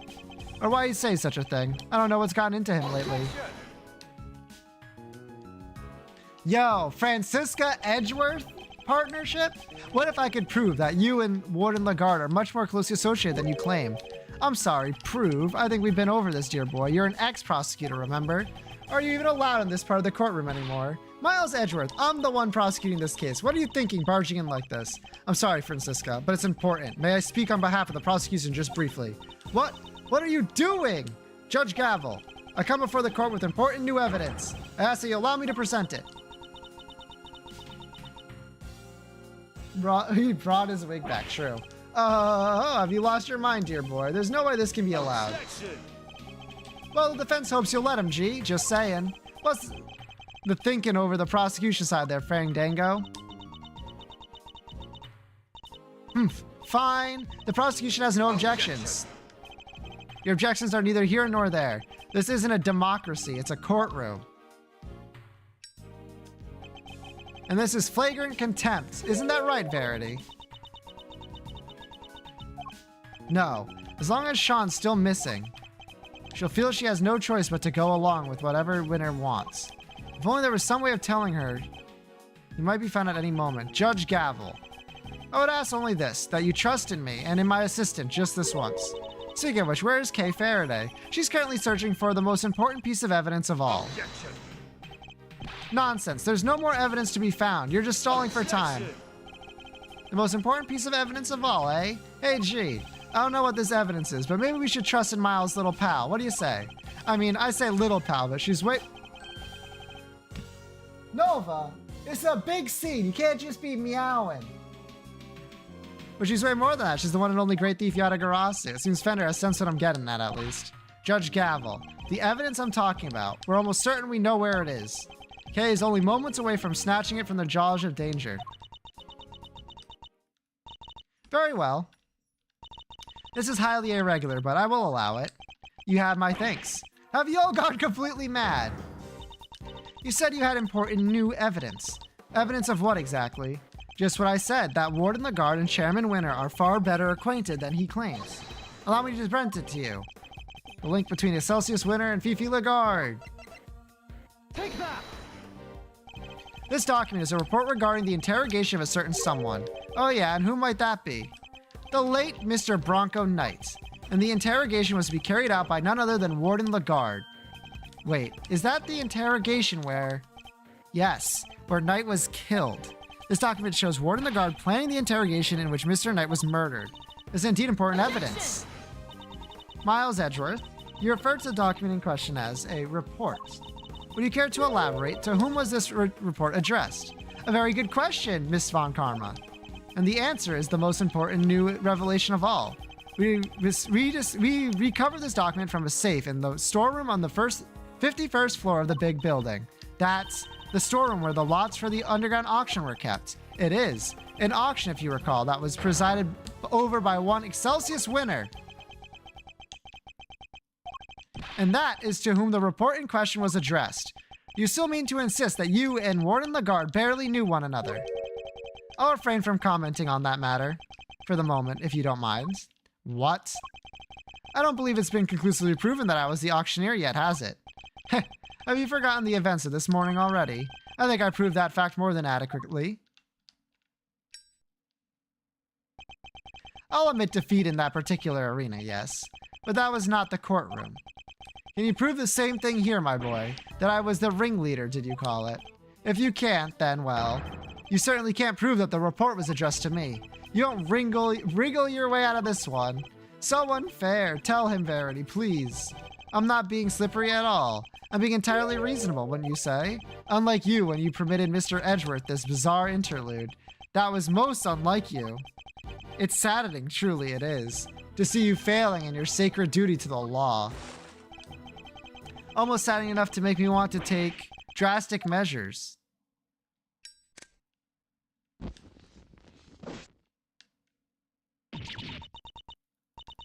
You're right, of course. Until a fact has been adequately proven in the courtroom, it cannot truly be considered a fact. I'm afraid I have no choice but to ask that Mr. Edgeworth's theory be struck from the record. It's no good. She has to know for certain that Sean is safe. I'm sorry, my boy, but what counts as truth out in the field and in the courtroom are two different things. And you're more willing to bend the truth in the courtroom. Is that what you're saying? Oh, you're a scurrilicious soul? What the fuck? I'll do no such thing. I'll simply accept the court's verdict as the truth, should it be chosen to acquit me, as should you. We can't find that missing evidence. We're in trouble here.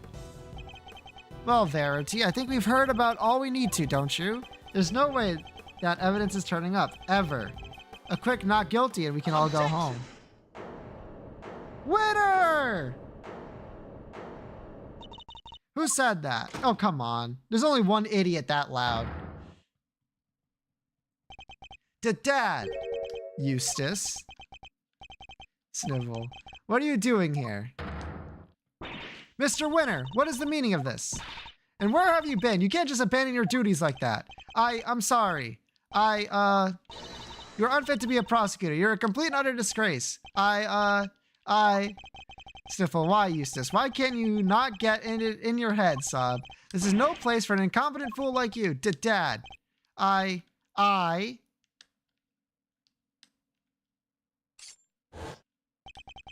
brought some vital evidence. So, can I please, take my place at the prosecution's bench? Pretty please. Well, Eustace. This is certainly a surprise. Oh, Eustace, my boy, what's gotten into you? There's something different about you. What's going on? Dad, Come on, my boy, spit it out. What is it? Do you want Daddy to play catch with you? That's it, isn't it? All right. Why don't you run along home and I'll be with you soon. Get back on the stand right now. What's gotten into you, child? You're shaking like a leaf. Objection! Judge Gavel, the prosecutor in charge has arrived, along with important new evidence. This trial is far from over. Surely you can't call an end to proceedings just yet.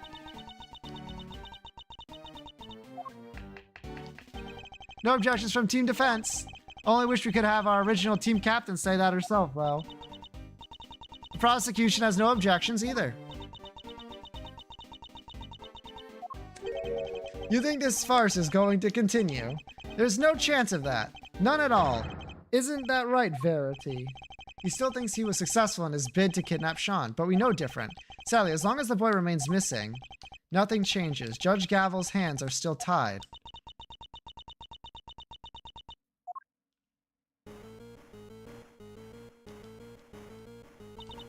That sound.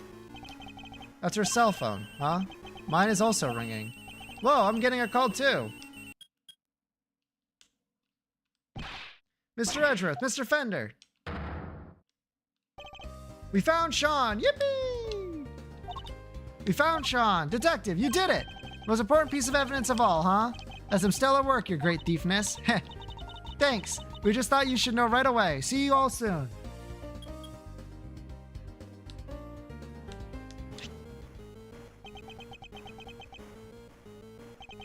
Judge Gavel, it's for you.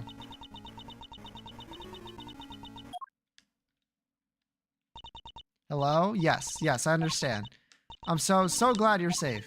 Be sure to thank everyone properly. You'll do that for me, won't you? All right. Be careful. I'll see you back at home. Let's go! Gumshoe W once again! The proceedings will continue. I feel a certain freedom returning to my hammer arm. Grr, no, how? Is this some idiotic joke? It is no such thing. The witness will return to the stand, and Mr. Winter will step onto the prosecution bench. Yes, ma'am.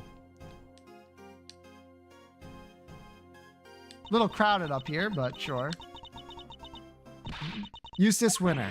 Yeah, I leave matters in your hands. Huh? Facing down your own father. This won't be easy. I'll be looking on with interest. Don't disappoint me. Let's go! Very well. Is the prosecution ready to proceed? Mr. Winter, you mentioned some evidence that you wish to present to the court. Yeah, so, the knife and the chisel. Well, you tracked down the missing Majangles. Well, Mr. Winter, did you? About that. No, I couldn't find them. I searched everywhere, but I was too late. Too late? How so? I remembered something. I saw Dad in the garage this morning. He was carrying something wrapped in newspaper. Where are you going, Dad? Oh, Eustace, I was just on my way to throw out some trash. And then I heard this tinkling sound. Tinkling, huh? Let me guess. The belt for Mr. Canis's chisel. You mean to tell the court that you believe the witness disposed of the evidence? I tried. I tried my best, but I was too late. I'm sorry. You said you looked everywhere. Everywhere? Literally everywhere. I even went to the dump. Holy shit! Bro went crazy. I mean, he's trying. I figured that stuff had to be in there somewhere. Wait, that's Eustace, huh? Hey, what are you doing here? Wow, rude, he totally ignored me. So that's what he was doing. And he even went so far as to search the dump. But, all I found was this. And this is a little pungent for one thing. Yeah, and you're a little on the ripe side yourself, kiddo. I can smell you from here. But what do you expect? And the knife. It's probably somewhere in among all that trash. There was too much to go through on my own. Very well. Court will accept this item you presented into evidence. Oh, you really have outdone yourself, Eustace. You never failed to disappoint, dear boy. You dug through rotting garbage with your bare hands, and that's all you have to show for it? Ha! Ugh. Ah, you drive me to tears. Really, you do. Might be a little too soon to turn on the waterworks just yet, Dad. Let's take a closer look first. If you wish to waste your time, be my guest. Hey, Eustace, Miles, do this devastatingly handsome old defense attorney a favor, will ya? Hit this guy in the face with the truth. On board? Good. Then let's see if we can find an opening. Mr. Winter, can you show me the piece of evidence you found? Oh, sure. Well, well, well. Let's open it up, shall we? We can only hope there's something of value inside. Could this be the bell that was on Mr. Canis's chisel? Perhaps there's some trace of evidence that can be proved one way or another. It's no good. Look at it. It's spotless. Well, Mr. Winter, do tell. Was there anything interesting inside your little scrap of paper? Of course there wasn't. Why would there be? Why was it even accepted into evidence? It's literally a piece of trash. Sorry, gentlemen, but the truth hurts. Eustace's efforts for nothing. It's true the bell may not be of use to us as evidence. Nevertheless, come on, Edgeworth. You can't give up yet. It's calm and collected as ever, I see, Miles. Unlike my poor idiot son there. Are we to assume that the prosecution has nothing more to say on the matter? Very well. Objection! Not so fast, Gavel. We're not done yet. There's one thing we haven't looked at properly. Really, my boy. You want us to believe there's more. Desperation is never a good look, you know. Seems Eustace isn't quite ready to give up, just yet. And for once, I think we're both thinking the same thing. Namely, that we might not necessarily be dealing with a useless piece of trash.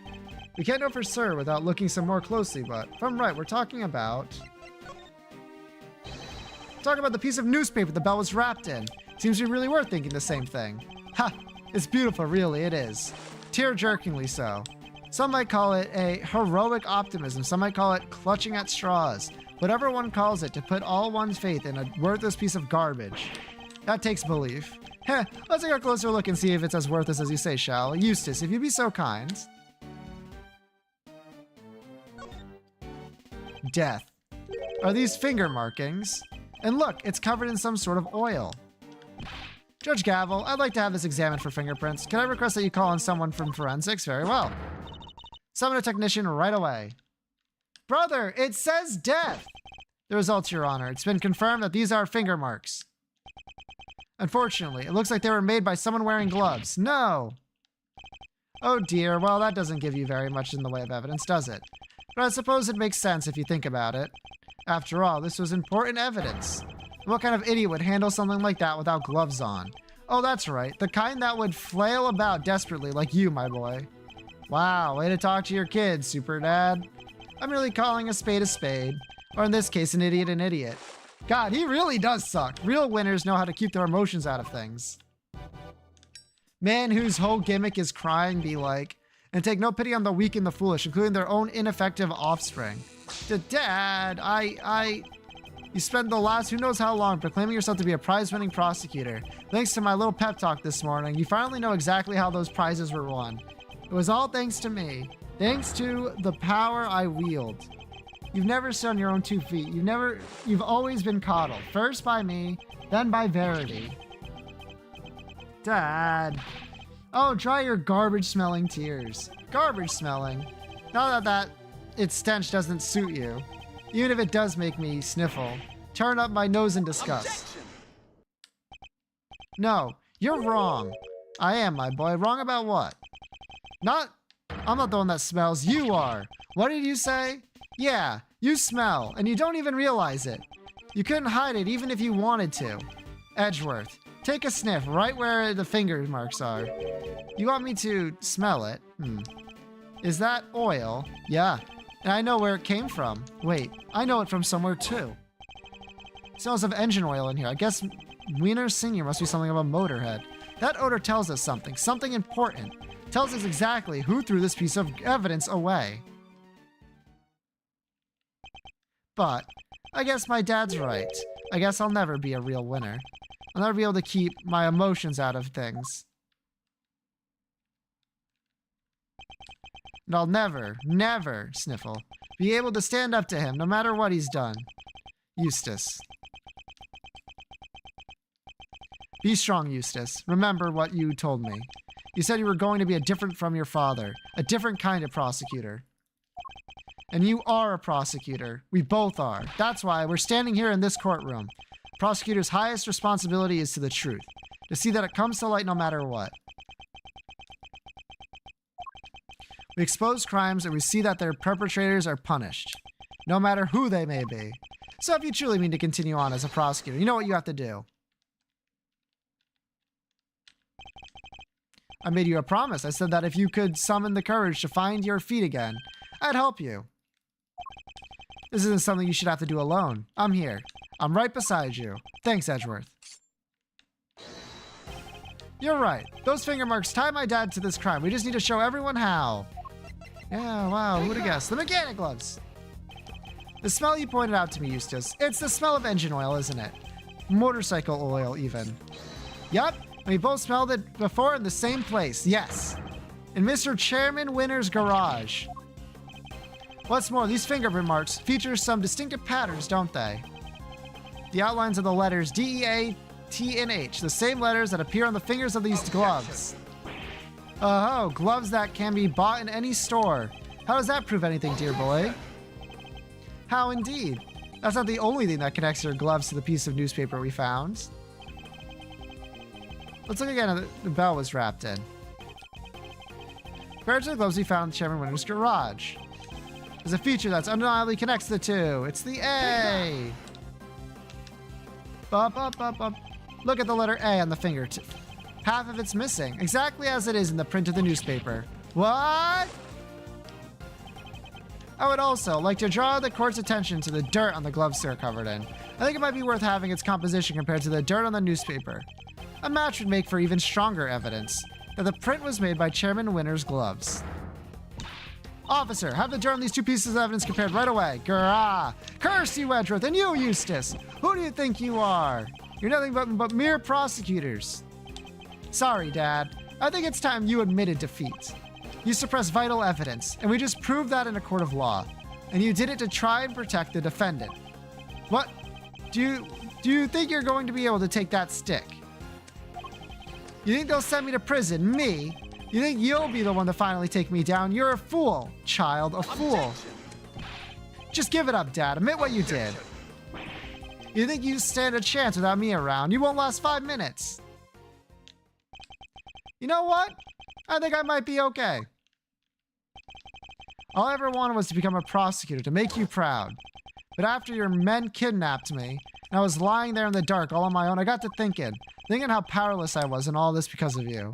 I almost gave up. I almost lost sight of the truth. But then Edgeworth appeared out of nowhere and showed me a way forward. I don't need your approval anymore.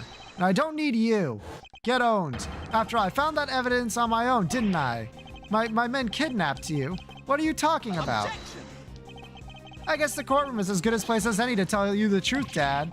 Be careful what you say to me, boy. You may live to regret it. You're a fool, Eustace, and you always will be. I know you've hated me for as long as I can remember, but I want you to know that despite it all, I've always looked up to you as my dad. Thanks for everything, Excelsius. And goodbye.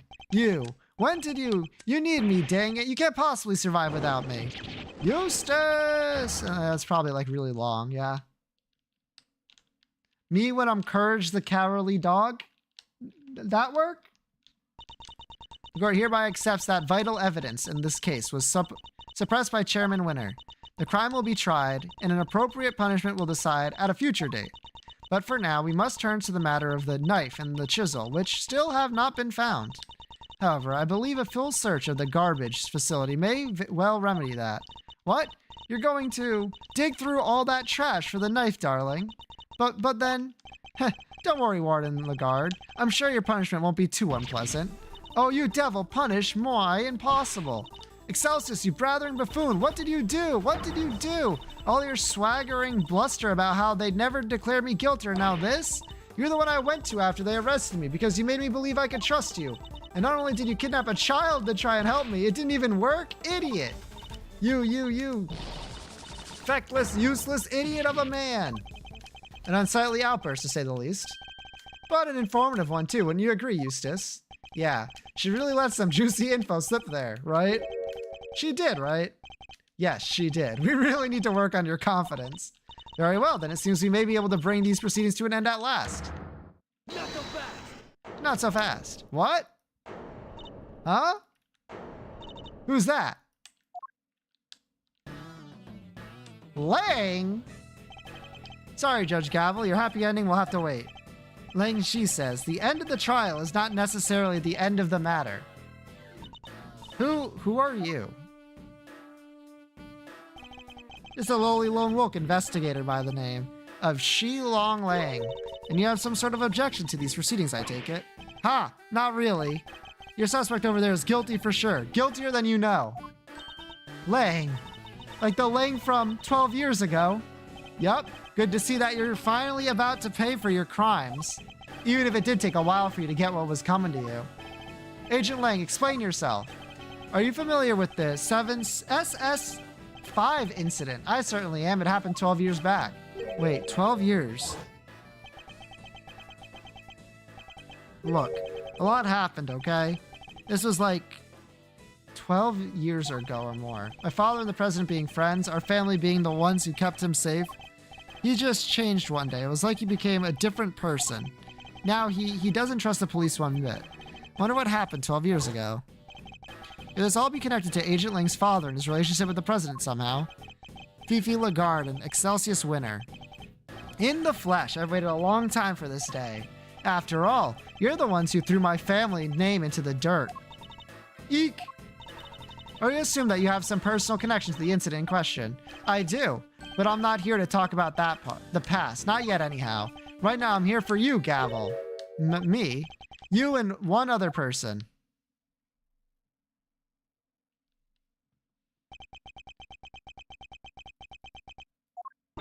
Sean! You're both under arrest.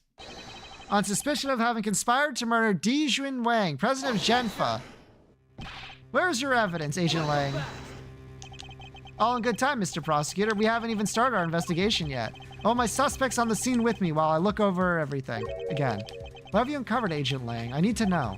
You got a problem. You're more than welcome to tag along. Oh, believe me, I will.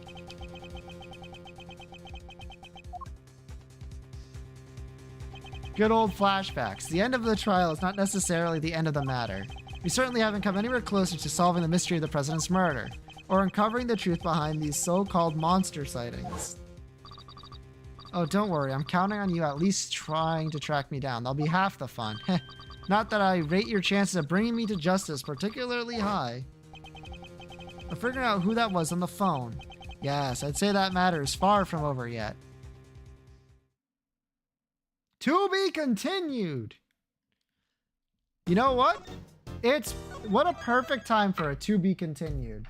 It's perfect. Icicle hours. And guess what? Not only am I prepared, I was prepared before I even started my stream. At least this time I was. Cereal. I know.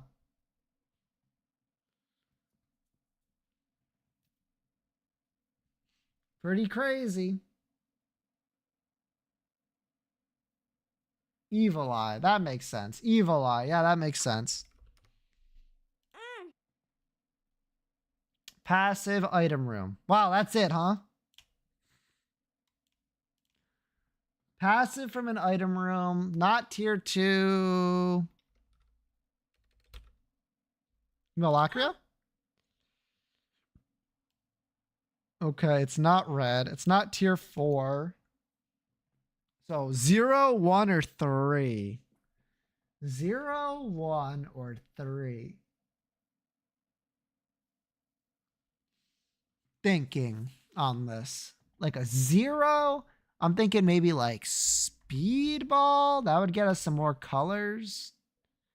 No, it wouldn't. I'm thinking of a different one. What is it called? Roid Rage? Yeah, that one. That's 2? Oh. Gray or green, always unlocked. Not from Flash. What's a gray passive item? The Ankh?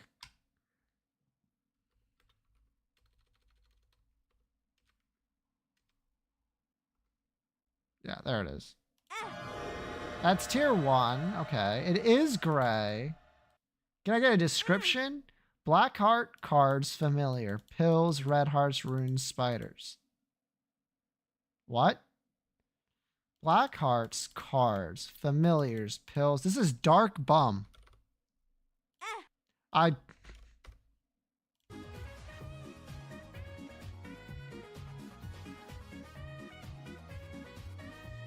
We got it. We got it in whatever the amount of guesses we did -1. I misclicked. If only you had gotten it in 5. Shut up. Oh, no left hand.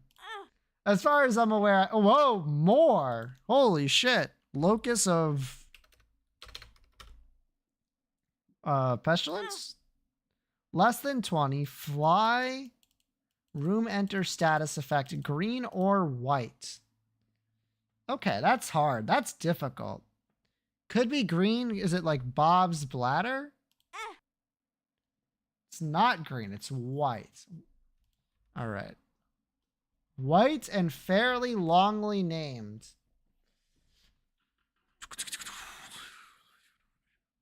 Mysterious paper.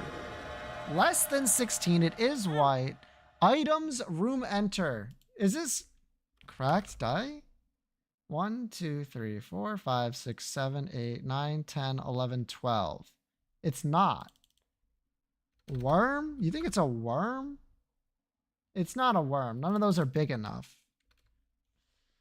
Items, room enter, room's environment.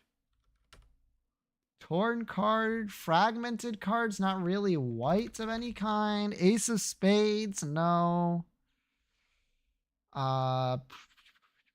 Holy crown's not long enough.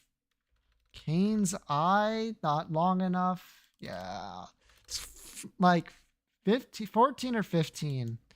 It's like a long one for sure. Hollow Heart, no. Forgotten Lullaby, no. Missing poster, maybe. 1, 2, 3, 4, 5, 6, 7, 8, 9, 10, 11, 12, 13, 14. It is 14.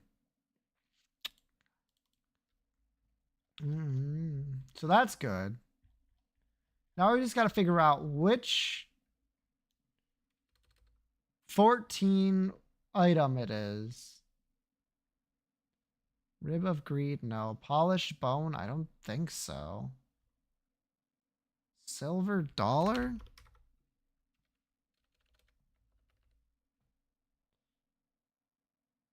One, 2, 3, 4, 5, 6, 7, 8, 9, 10, 11, 12, 13. What is up, Bunny? What is up?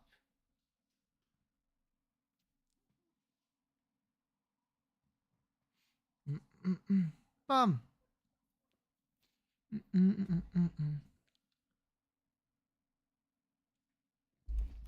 Are we done with Ace Attorney yet? Nope. We're on the last case, though. 14.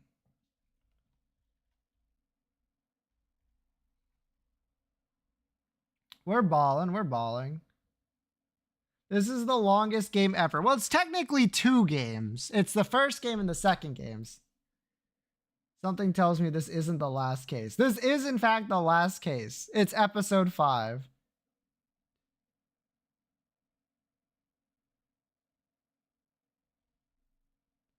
And it never goes past 5.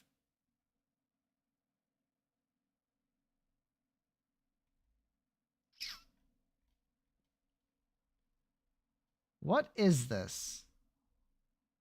You're a rib of greed. I need to see this thing's glasses? Broken glasses? The fuck does this thing do?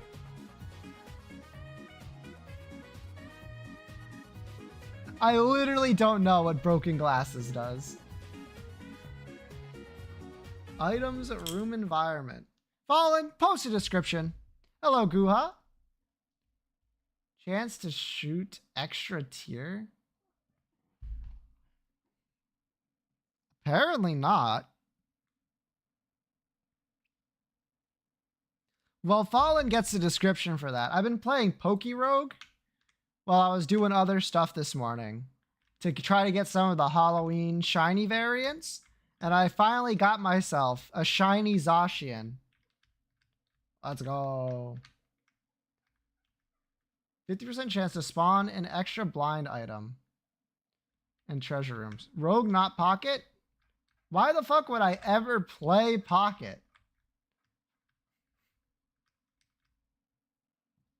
I open my packs, I close the app. Should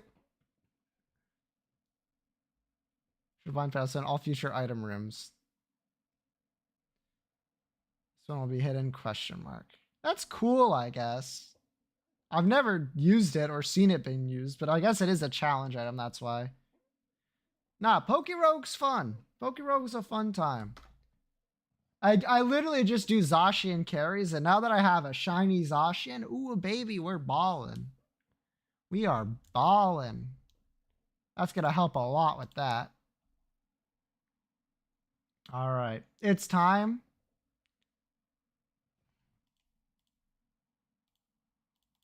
Brother, that's literally nothing. There we go, Dogma.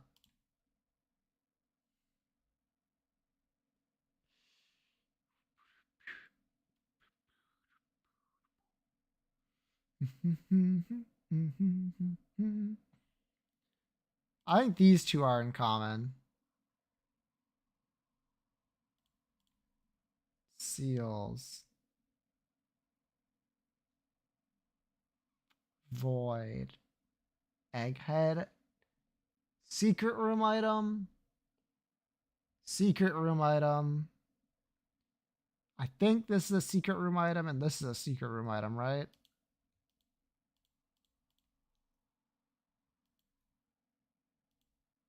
Not even an almost. All right. One use items. What's the third one? What's the fourth one? I don't know what Dogma does. What does Dogma do? Is that an active or a spacebar? The rest of these, Dogma is flight. What about the bean? I don't know what this bean does. The white circle. Oh, yeah, right. Duh. Now, I'm looking here. I'm not entirely sure. Some HP and a small damage upgrade. The Star of Bethlehem. Nope, that is Eden's Soul. I also thought it was Star of Bethlehem, to be fair. Golden Razor is a damage up, right? Are these all damage ups? Almost.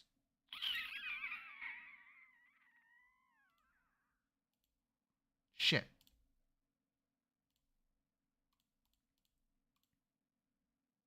Fuck. Okay, wait. Hold on, think about this.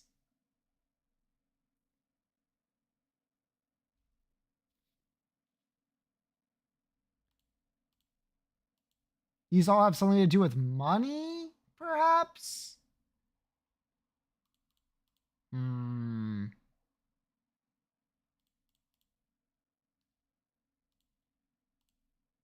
Fuck you. Items that can negate damage. What was the other one? Belly jelly? Really? Items that grant coins on pickup. Wait, what the fuck? Capricorn gives coins on pickup? What?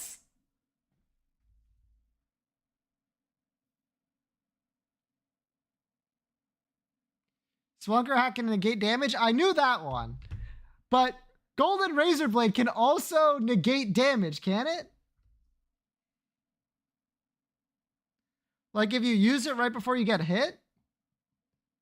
Gives a bomb a penny? Oh my god. And a key. You still get hit. I don't know about that. Golden Razor Blade.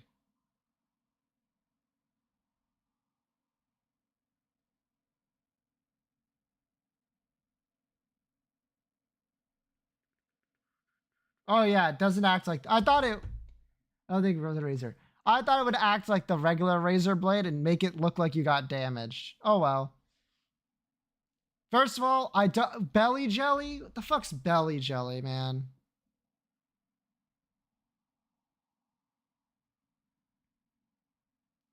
Enemies that touch Isaac will bounce off him and propel him in the opposite direction. They will take damage. This is the biggest bullshit, man. When an enemy bounces off Isaac, there's a 50% chance that Isaac won't receive contact damage. Why? To bounce off Isaac without taking damage. Why is it 50%? Whatever. From falling attacks. Yup. And then I knew these two did that. So I knew these three gave you damage, but I really thought it was going to be this. God damn it, Jelly Belly, Belly Jelly, whatever. And then, let's be honest, there was no fucking way. I didn't know the Golden Razor Blade gave you coins on pickup. I just thought it used coins. And Capricorn, I was never getting. Dang it. Dang it. I've already seen this because I was here earlier today.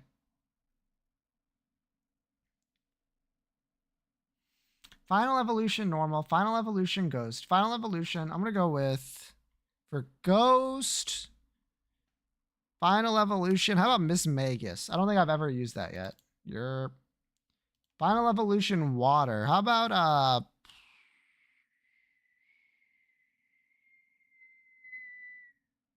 don't know. What's a good one for this? I know Urshifu is probably a good guess, but I've definitely already done. How about Samurott? I've already used it. Wow, that's surprising. Inteleon. Yep, I've used it. Okay. Primarina. There we go. That's a good one. Final Evolution, normal. Normal, huh? How about Gumshoe? Water first in evolution. I mean, I might as well do this one. Young Goose. Let's just do Poplio.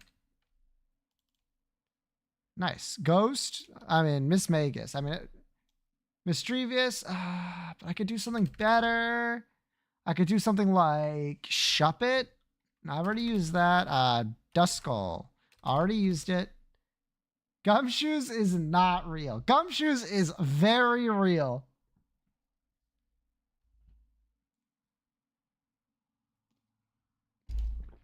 It's extremely real. I'm sorry to tell you. I disagree. I don't know what to tell you. Look at it. They're right there.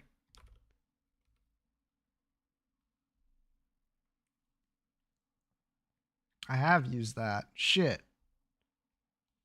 Yamask. Galar. Sure, fuck it. Water from Galar, Ghost from Galar. God, Rune Erigus, this piece of shit. Normal from Galar. Let's just do the easy one, Greedent. Water from Galar. If I'm in the water, I'm fetching myself a Barraskewda or an Aeroconda. Or Dreadnought. Easy peasy. Cool looking Pokemon. Gumshoes?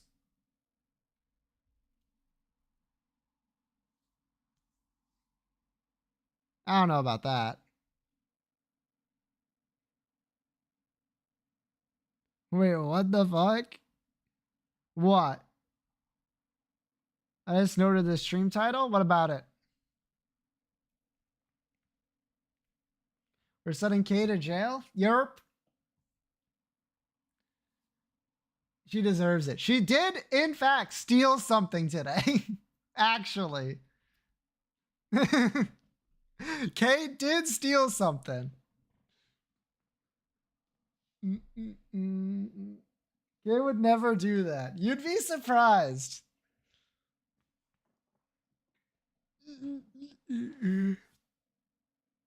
And then she admitted it to evidence as if she was a prosecutor. It was very funny. Anyway.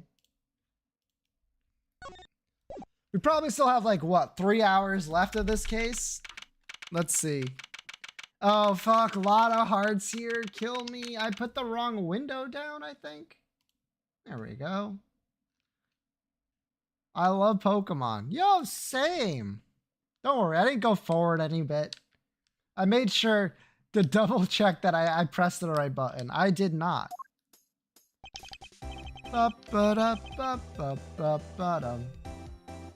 You got it. If you love Pokemon so much, what's your favorite Pokemon? And what's your least favorite Pokemon? I feel like that's a much harder question to answer.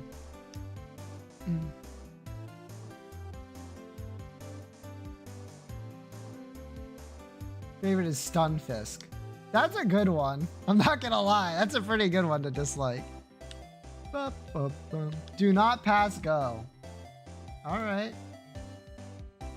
Can you maybe calm down a little?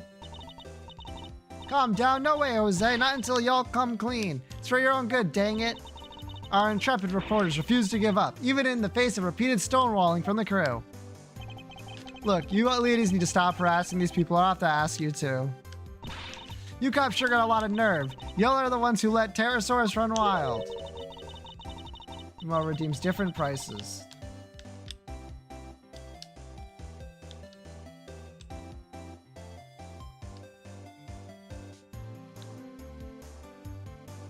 That's because regular Fumo is on sale, and Fumo is at full price.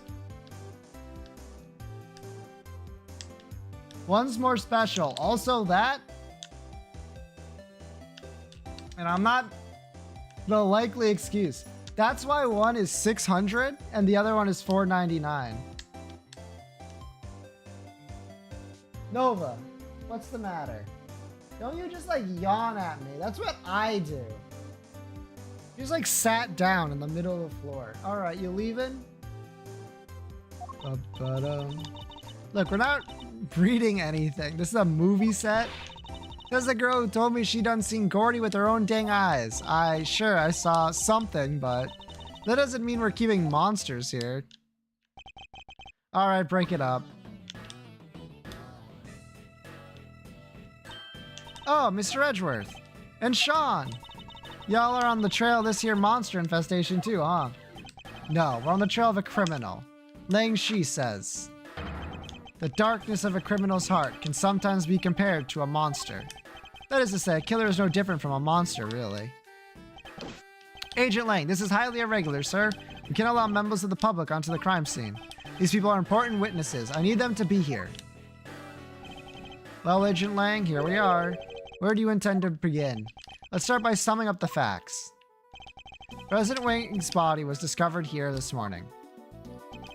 He hadn't been seen since the night before last. Yes, he slipped off without his bodyguards noticing, if I remember correctly. So he's missing for over a day. The last person to see him alive was you, Judge Gavel, on the roof of the big building.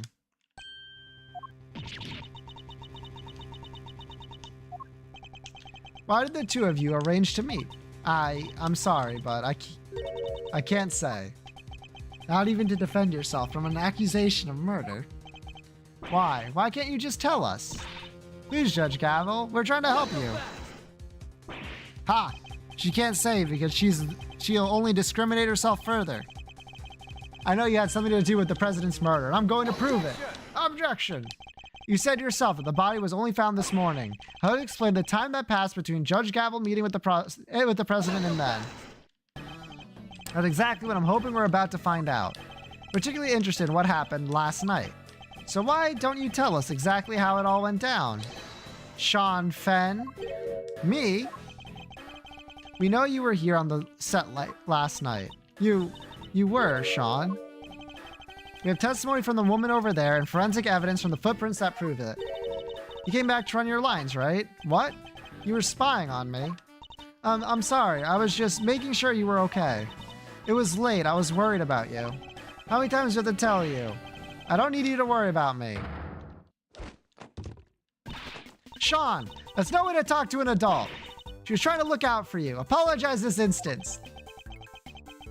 Sorry. I've told you before, I won't have you speaking to people that way. Wow, this is a whole new Judge Gavel. Seems she's just as strict with her son as she is with those who break the law.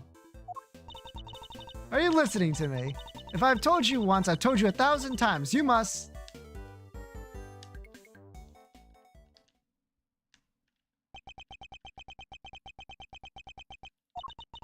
And I want you to remember that, all right? Can we get on with the investigation now? Oh, of course. Forgive me. I don't think I've ever seen her so passionate about anything. I guess Judge Gavel, the mother, will take a little getting used to. I need to understand that you're accusing Sean of being involved somehow, Agent Lang. I just want the truth. I need to know why the president was killed. And by who. I don't care what it takes. I'm going to find out. Guess it makes sense for him to be so determined. The president was practically family to him. Alright, Sean. Perhaps you could tell us what happened last night. Fine by me. I've got nothing to hide. I had a bad day yesterday. Messed up a couple of takes. We were scheduled to shoot the same scene again today. So I thought I'd put in some extra practice, and that's what I did. It's that simple. It's not like I haven't done it before. It was fine. Nothing happens.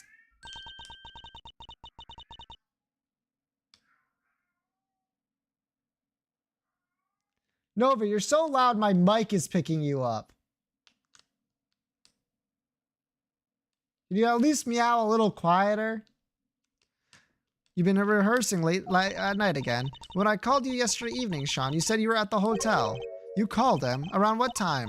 Must have been 11 p.m. or thereabouts. It's one of our rules. When Sean stays away from home, we have to speak every night. Yeah, well, I wasn't at the hotel. I was here on set. So you lied to me. Bro, Sean's about to get killed. Sorry. Oh, now she's mad. I think it's kind of amazing. What? What's the matter, Nova? Why are you meowing, huh? What's up? What's the matter, huh? What, you're just gonna walk, meow, and then go upstairs? You're such a punk ass, you know that? Alright, there she goes. How hard he wants to work on his acting, though. Nevertheless, a parent can't help but worry. Her child alone late at night, anything could happen to him. And indeed it did. He got himself entangled in this case. But he said nothing happened, right? He did, although I can't help but wonder if he was telling the truth. About last night. Bad day yesterday, messed up a couple of takes. We scheduled to shoot the same scene again today. So I thought I'd put in some extra practice, and that's what I did. It's that simple. Not like it hadn't happened before. It was fine. Nothing happened.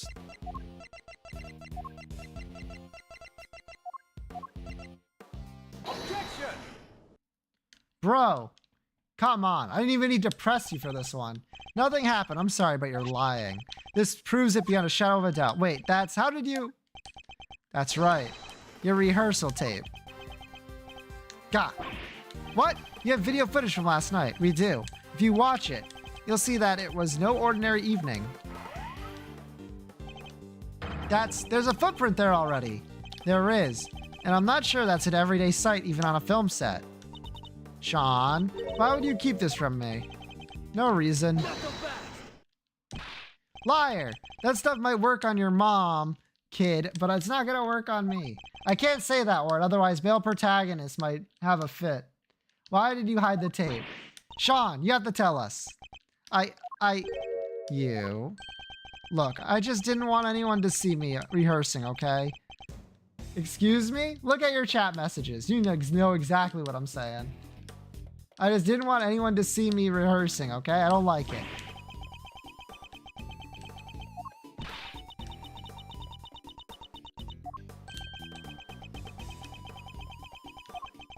So you were embarrassed, is that it? Yeah. What's so weird about that? That's why you didn't hand over vital evidence. Sean, how could you? Yeah. Oh, give me a break. You know about it now, don't you? Sure, the footprint was there, but I just ran my lines and went home. That was it. What? What? And nothing about the giant monster footprint struck you as weird. It's a giant monster footprint. On the set of a giant monster movie. It's not like there isn't all kinds of other weird stuff around here. I don't buy it for a second, Chief. There's something hinky? I don't know. That word sounds wrong to say about this kid. Sure as I'm standing right here. Dang Skippy there is. He's hiding a scoop under them their horns, or my name ain't Lotta Hart. Ah, shut up, both of you. I'm done talking. No, you're not. What? The footprints isn't the only strange thing about last night. What other unusual occurrence happened yesterday evening?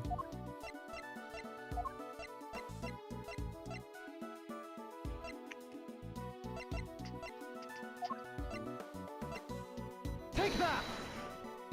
Right.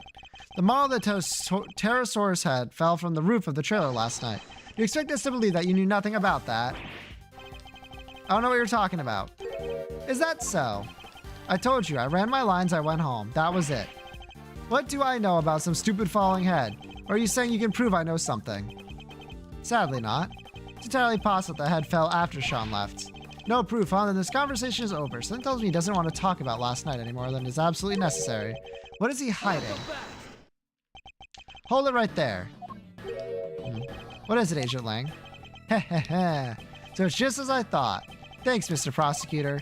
This footage of yours backs up my theory nicely. What? There was something else on that tape. Yup. Look closely. See the costume up there in the top left. Oh yeah, the Pterosaurus suit. Something's different. Do you see it? I'm not sure. He's just kind of hanging out and looking a little and the zipper on his back is done up tight. The zipper? Huh? That's... yeah. I guess you all see it now, right? On the tape, the zipper is wide open. Why? Because someone's inside the suit, that's why. What? Mr. Powers, that zipper. What can you tell us about it? Oh, we always close it up tight when the suit isn't in use. That's right, Mr. Prosecutor. And do you remember something else I said not too long ago? Let me refresh your memory. What if your friend Gavel pushed the president off the Big Bridge building the night before last and came down here to move the movie set and hide the body somewhere? Here, but where? There's all kind of stuff down here. Costumes, equipment, you can hide it anywhere. And then come back a day later, last night in other words, and take it out again. You're saying the body could have been hidden in the Pterosaurus suit? That's exactly what I'm saying. Isn't that right, Gavel? You pushed the president off the roof just like I said. And you hid his body inside the costume. I most certainly did not. Protest all you like. I'm not going to believe you. You're the only person who could have done this. I thought we already proved that would have been impossible.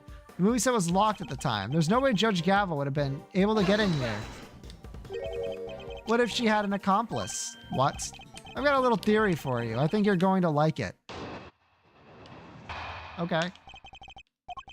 What if Sean was waiting down here when Gavel pushed the president off the roof? The two of them were working together. The problem of the lock goes away. And they would then work to hide the body together too, by dragging it over to the Pterosaurus suit and stuffing it inside. Even the murder was really that carefully planned. It was the assassination of a world leader. It could only have been carefully planned. It says that Sean could have been involved in this it's unthinkable. You're my prime suspect. What makes you think I'm going to listen to a word you say? But what about motive? What reason would either of them have to kill President Wang? Who knows, but we'll find out soon enough. She was the last one to meet with him, and she won't tell us why. Pretty darn suspicious. Even you have to agree with that. Judge Gavel, I don't suppose I can convince you to share any more details. My apologies, but that is the one thing I cannot do. However, rest assured, should that ever change, you'll be the first to know. So please, you have to believe me. Yes, murderers have a habit of saying that. What about you, kid? Any weak excuse to offer? If so, now's the time to get them off your chest. I've got nothing to say to you. I'm innocent. Bold as tight-lipped as each other, huh? But let me guess, you're still going to try and stick up for them. It's true. Judge Gavel's actions certainly make her seem suspicious. But nothing she has told us amounts to a motive for murder, or even the suggestion of one. No, and like I said, I'm leaving motive aside for now. Hello, Nova? What? Now she's looking listfully out the window, meowing. Bro, it's dark as fuck outside. You can't see shit. And for my money, these two had to be working together for their little plot to succeed.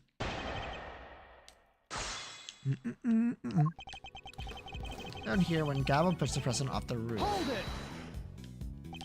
You're seriously suggesting that a child could have been an accomplice in this murder? Look at him, he's barely in elementary school. There's no way a kid that young would be involved in something like this. I think I mentioned that he's in junior high, right? Lang Ji says, pity no wolf, be he cub or grizzled elder. Doesn't matter how young he is. If he's guilty, he's guilty. That's true. And he'll be treated as such. Wow. Wolf cubs have it hard, huh? Surprised at you, Mr. Prosecutor. You're saying he deserved mercy just because of his age. Of course not. I'm saying that there's no way he did this. I'm going to prove it to you. Heh, I look forward to it. But be warned, I'm only just getting warmed up. The lock goes away. Goes away how exactly? Heh, I thought you might try this. Well, you and I know exactly how. Let me make it nice and simple for you. First, she pushes the president off the roof. Because he knows the code. Yup. Kid opens code. Knows lock. Gotcha. Okay, the other way around. And that's it. It's that simple. No more lock to worry about. And no more objections about her not being able to get in because she doesn't know the code. Now to explain away the problem of the lock, it's true. Thank you for your clear and incisive explanation, Agent Lang. Please continue. I will, and hopefully this next part will shut you up for good. They worked to hide the body together, too. But if the two of them were working together, why would they need to hide the body for a full day? Well, look at the situation right in front of you. Thanks to the little ruse, we're still puzzled over what they were up to even now. But if you let me speak, I can clear this up once and for all. Ready? Good.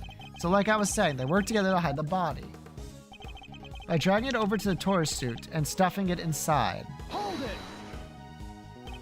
The video footage doesn't show the inside of the suit. You can't say for certain that there was a body in there at the time, can you? Maybe not, but we can take a look right now. Let's open up and see what's inside. I'll put money on us finding proof that it was in there. Do you mind if we examine the suit, Mr. Powers? Oh, not at all. Might be a little ripe, though. Gets pretty sweaty in there.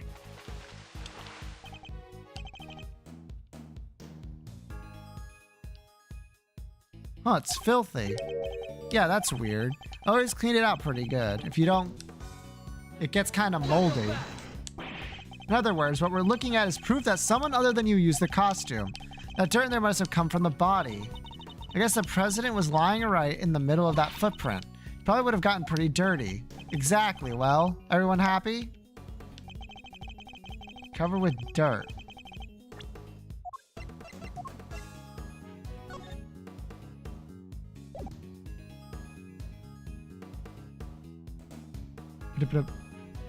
Objection! Yeah, okay. I want to say, this looks suspicious as fuck. Or maybe that's just how they, like, show dirt? But it seems pretty similar to me, I must say.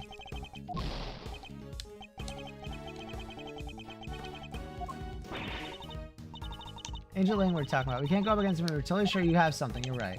I gotta start taking this more seriously. The body was hidden there. The dirt is from when the body was hidden inside the suit. We're assuming that it came directly from the body, right? Ha! What are you even talking about? Of course we are. Where else would it have come from? It really is pretty filthy in there, huh? The dirt goes everywhere. Especially around the part where the chest would have been. The chest? I think that might have been an important clue. Theory hinges well together, I have to say. Certainly the case that... Yeah, meow. I don't think we stand to gain much from disputing that. So what do we do instead? We listen carefully to his testimony once more, and we see if we can tease out anything of value.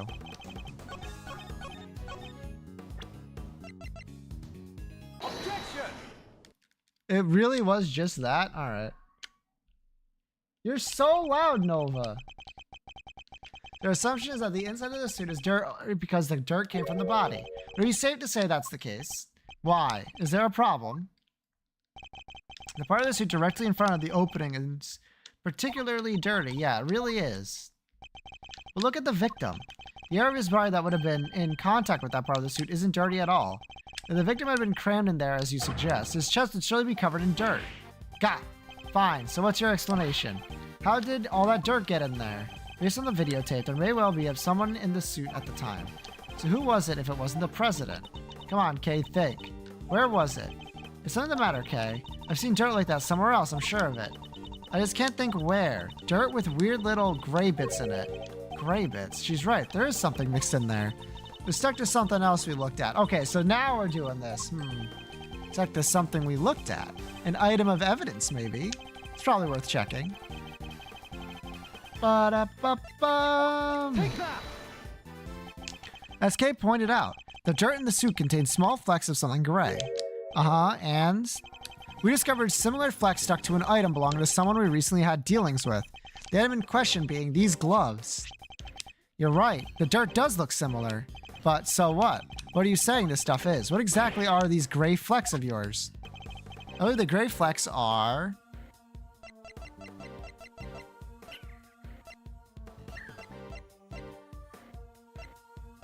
concrete? Surely they're flecks of concrete. Oh, like all the little broken up bits around the footprints, you mean? Exactly. And who did the gloves on which we found similar dirt and flecks belong to? Chairman Winter! We found them in his garage! That's right, we visited the garage at his home earlier today. We found a pair of mechanic's gloves covered in dirt, and if I recall correctly, a sledgehammer and a shovel too. Why would a pair of mechanic's gloves be covered in dirt? I'll tell you why, because someone wore them while they used that hammer and shovel and smashed through the concrete to the dirt below, staining the gloves with both substances. Wait, so you're saying... Yes. We finally know who these footprints really are. It seems highly likely that they were dug by Chairman Winter. Not so fast! Highly likely, Pa. If that's so, then tell me this. Why the heck did he make them? What purpose could they possibly serve? Why indeed, I imagine he must have been... He must have been burying something. Oh, I smell treasure, so what was it? What did he bury? There's only one way to find out. Dig it up and see. You think the cops didn't check already? There's nothing buried between any of these footprints. Seems I was mistaken. In which case, he must have been digging something up. I imagine events unfolded somewhat like this. There was something on his lot that he needed to unearth.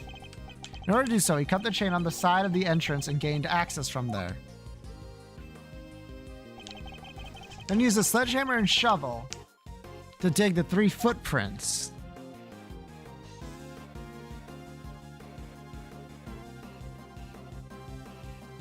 When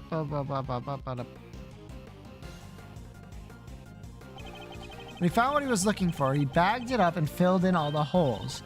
Ah, but then Sean must have shown up, right? I think he did, yes. Chairman Winter would have had to find a hiding place, and the Pterosaur suit provided just that. Got. You got all that from a pair of dirty gloves. It's good, but it's all just speculation. We don't have any proof that he was inside that suit. He could have dug those holes and gotten out of here before the kid even showed up. Objection. But he didn't, and there's proof of that right here. In the footage. Shows that Chairman Winter was still present when this recording was made. What? Chairman England didn't notice it himself. If we compare the situation as we see it now, the situation that appears. Compare that in turn with what we saw in the chairman's garage. Soon it's become clear that Chairman was present. What part of this image shows us that Chairman Winter is still here? Take that!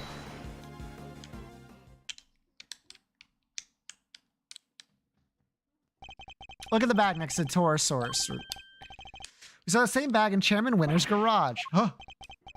The same bag, the dirt on the gloves. That has an indication of a connection, surely. To think that pretty much seals it. I think that pretty much seals it. It was Excelsius Winter in the suit. And if he was there, the president's body couldn't have been. Ayah! Good. It seems I've convinced Agent Lang of the flaws in his theory.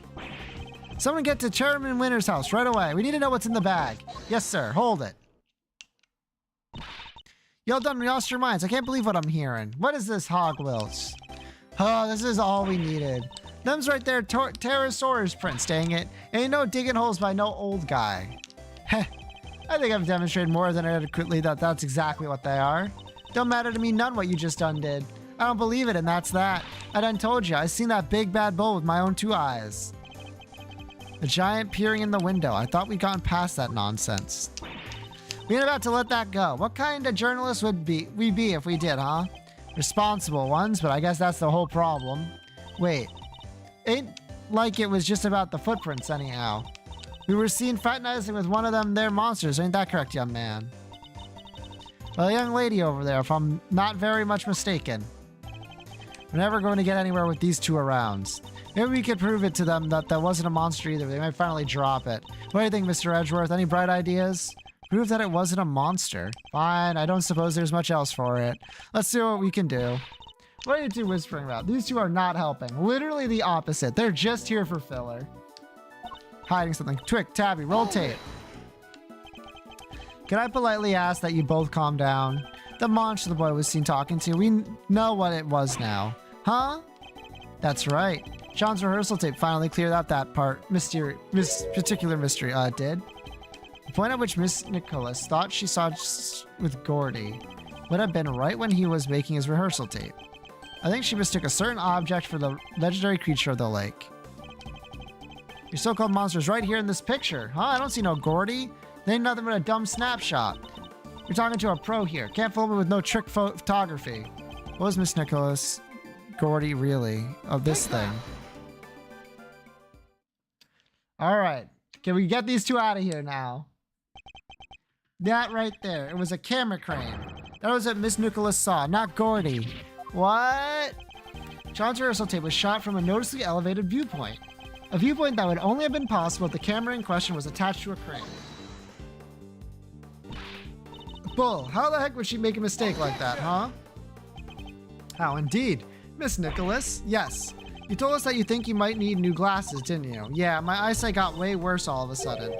I imagine that when you thought you saw Gordy, he was quite heavily shrouded in darkness. That's right. I only really saw a silhouette. But you done told us. Skin like an enormous worm, you said. You're about to try and tell us your precious crane up and grew skin somehow. Ain't even no flesh on them there metal bones, let alone skin. You're entirely correct, of course. About the crane as it is in this particular picture, anyway. But it did have a skin of sort last night. I knew you were a scoop hater, but this is a plum crazy. You want Tab and me to starve it. Is that it? That wasn't my intention at all. But I do think it's time that I finally put both of them out of their misery. Skin is right here in front of us. It wasn't skin at all. It was this. Take that! Miss Nicholas told us it seemed likely to rain last night. That never happened in the end. But I think Sean may have covered the crane with rainproof sheeting nonetheless. And that, my intrepid young reporters, is what Miss Gordy's mistook the Gordy skin. What? Ah, heck. Well, Sean, am I mistaken? You see everything, don't you? Gotta say, you're pretty amazing.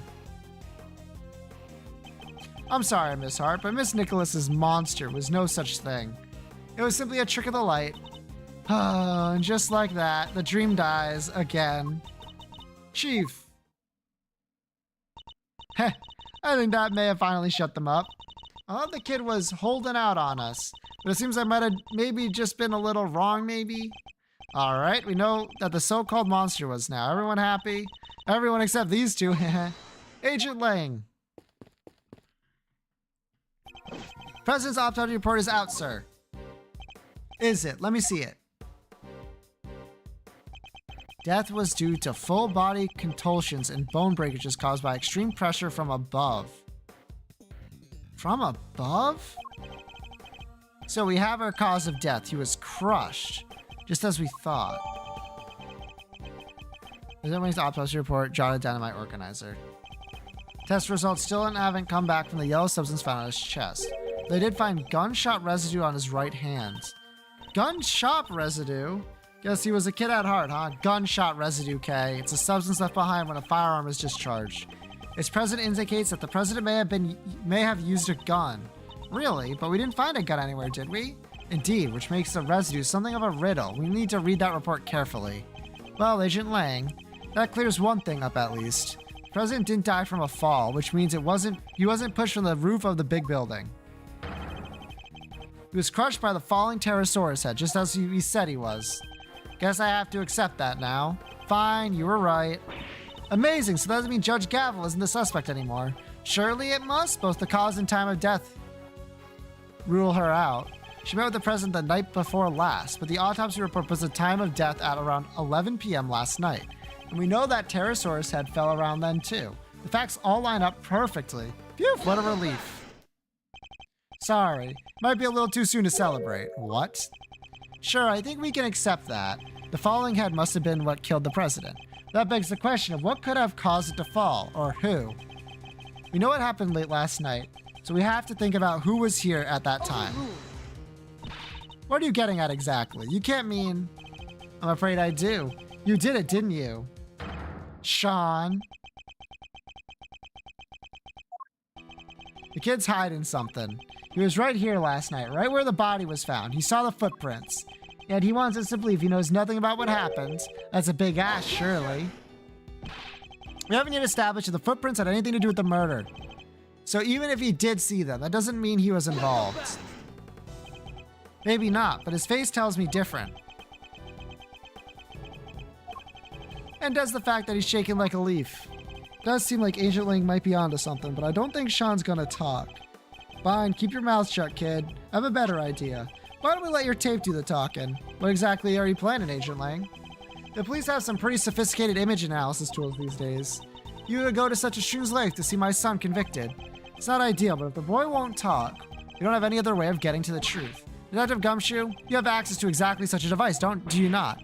Sure do, little V. Good. Then that should make this nice and quick. Mr. Edgeworth, might I request that it be you who carries out the analysis in question? Why me? I fear that Agent Lang might be inclined to believe the worst. Image analysis isn't exactly my specialty, but alright. Are there new clues to be discovered somewhere in the image data, I wonder?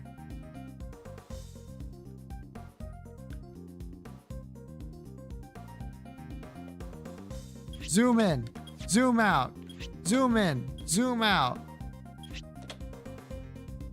Holy shit. Eureka! What the? What is it, Mr. Edgeworth? Let me see. Eek! What is it? What's the matter? Show me. Mr. Edgeworth, the court asked you to share your findings. Zoom in on the top right part of the image and look closely. There's a person there. It's the president? Oh my. What? You're kidding, right? Well, I'd say that's pretty decisive, wouldn't you? This doesn't look good for Sean at all. Wait, this doesn't prove anything. I didn't know he was there.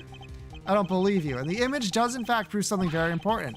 That you and the president were here at the scene at the crime together. Admit it, kid. You murdered President Wang. No, that's ridiculous. Why? Why would he? Sean, you didn't. You can't have. Can you?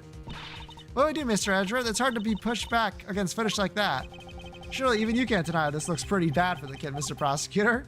You claim you knew nothing about what happened. The president is right there with him. Sean, what are you not telling us? We have to know. He's right, Sean. Be honest now. It's the only way. The truth is, it was all my fault. Sean, what did you do? It was my fault that the Pterosaurus head fell off of the trailer. Okay. I went up on the roof on the trailer to prep the kit I was using, and I turned on the heater while I was up there. I must have left it burning when I came back to do my lines. Then my mom called, and I left the set to go talk to her. I came back after the call. Pterosaurus head had fallen from its roof, and the president was just there, lying next to it. No. We did find evidence of a fire having broken out up on the roof. It was just a tiny one, so I put it out myself. So you're saying the president died because of Sean? If he did, that would make this whole thing just an accident. What did you do with the head after you found it on the ground?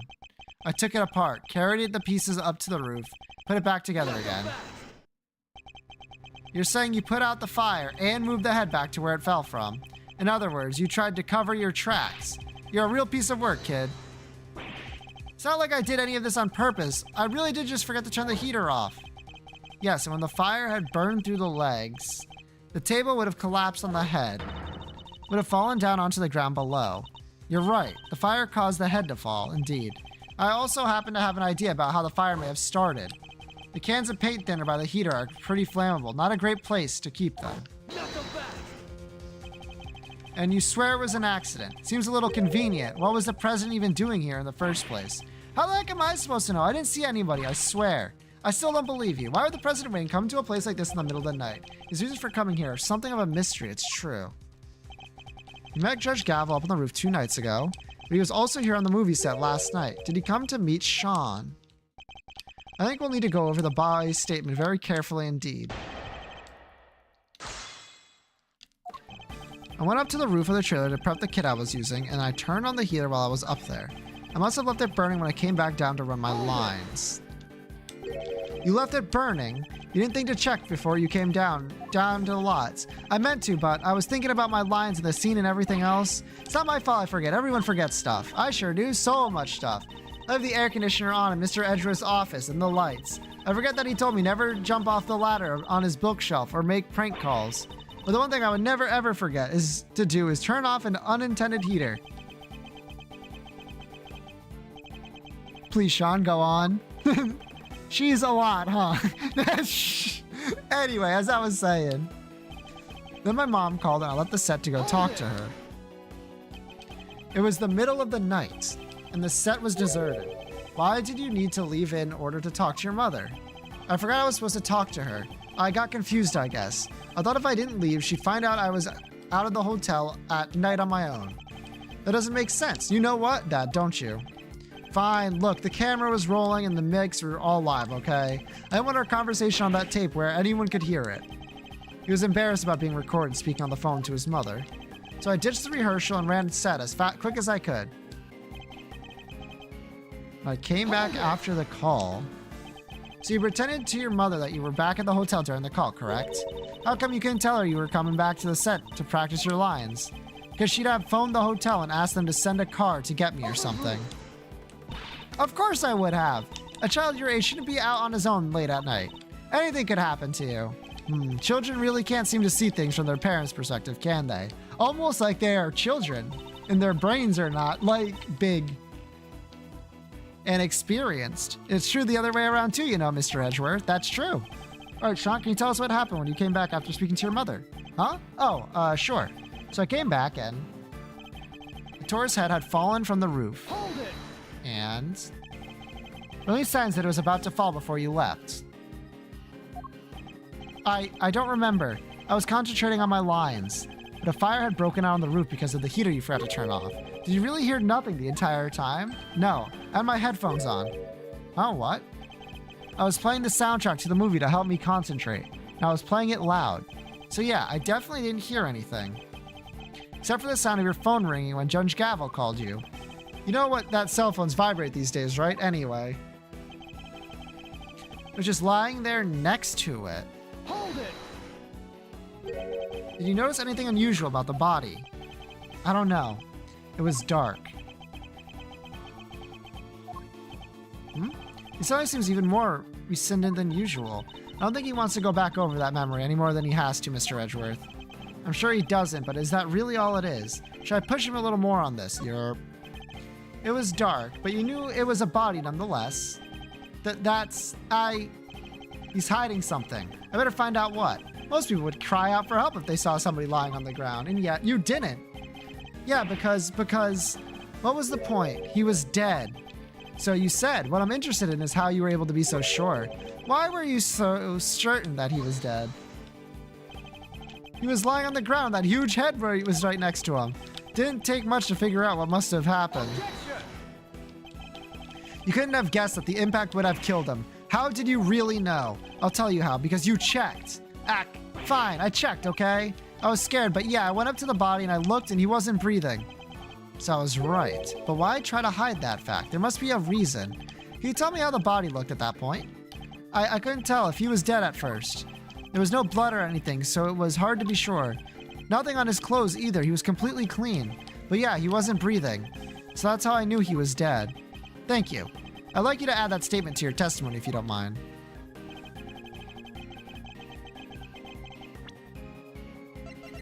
Objection!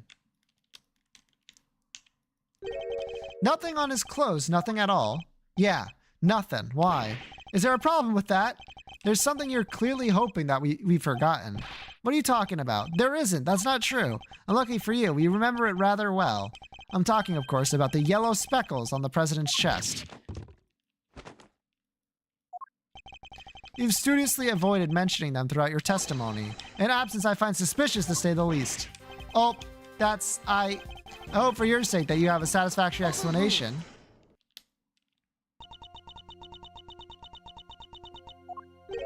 Judge Gavel. Allow me to explain. The yellow residue on the president's chest. I imagine it was from a banquet of flowers. Lion lilies, to be precise. Lion lilies? 2 nights ago when I met the president on the roof of the big building. I presented him with a banquet. They're a type of lily with large yellow petals. Imagine that the substance on the President Wang's chest was pollen from those flowers. But they're not in the printout from the security camera, only because the president is in the way. Why give him flowers? That is not something I am at liberty to divulge. What? More secrets? Are you serious? First you wouldn't tell us why you met with him, and now you can't even tell us about the flowers. My sincerest apologies. What I can tell you is that I gave him the banquet. A banquet that was nowhere near the body when it was discovered. How do you explain that? I cannot. Ha! Seriously, Your Honor? Some things you won't explain, the rest you can't. Come on, you gotta give us something here. You wouldn't let this fly in the courtroom. What makes you think we'll accept it? Hold it. Hey, you leave her alone. Sean, I threw the flowers away, okay? You did, so they were there when you first found the body. Yeah, they were right there on his chest. And they were squashed completely flat. Oh, I guess that makes sense, right? They would have gotten crushed along with the president. And the pollen would have been smeared across his jacket front. That does explain things rather neatly, but why remove the banquet and dispose of it? No reason. He is almost as evasive as his mother. More secrets? They're quite a pair. There is no secret. I know exactly why Sean disposed of the banquet, huh? You saw me leave the house with it, didn't you? Meow. Oh, I get it. When you saw the flowers on the president's body, you remembered seeing your mom with them and felt the need to prevent her from coming under suspicion. No, you got it all wrong. What's the matter, Nova? Where the hell did you just go? Oh, what's up? What's the matter? What's the matter, Nova? What? Yeah? If you're tired, you can go upstairs and sleep. And now she's yawning. What a pain in the ass. Go to bed. Even I haven't been yawning all that much. What do you think you're doing, huh? You want to hear what happens to Sean? All right. Banquet. Cause of death. Crushing. Time. I haven't decorated our home with lion lilies. I imagine that's why you remember them. So the flowers his mother was carrying showed up on the president's body, and because of that, he got rid of the banquet and kept quiet about having discovered the corpse. Heh. Well, that ties everything up nicely, doesn't it? A little too nicely for my taste. Why? What's wrong with nice? I guess you forgot, huh? The kid also told us that he was responsible for the head falling in the first place. Yeah, he did, but he's still our only suspect. The finger of suspicion still seems to be pointed firmly in Sean's direction. However, wait.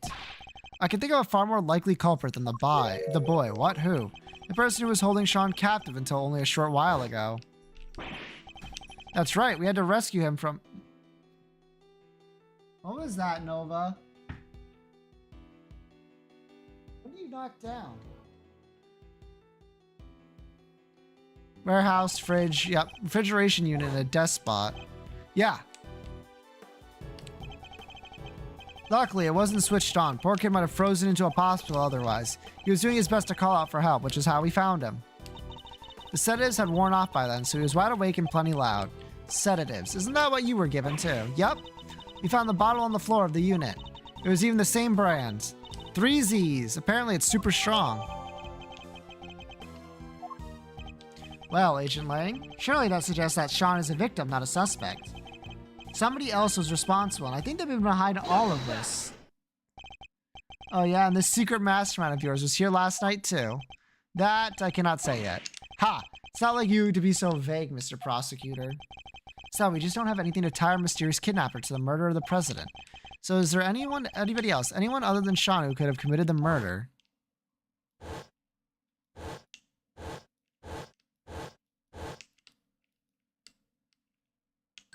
Of course. So I was right. The kid is still our only suspect. Parrish, how dare you kill both Fumos? We have a... Edgeworth! Mind chest him. Now! What? Someone who we just recently proved was right here on the movie set last night. Chairman Winner? You think he killed President Wang? Why not? We've proven that he was present. And if he was here, he was a viable suspect as anyone else. What did you say? God damn it, I just said I wasn't yawning that much. Winner, could he really have? It's certainly another possibility to consider. 12 years ago, he was... that number again. Look, a lot of... Oh my god, we're seeing this cutscene again! Fuck. And this one! Brother, I don't have the memory of a gnat. I remember.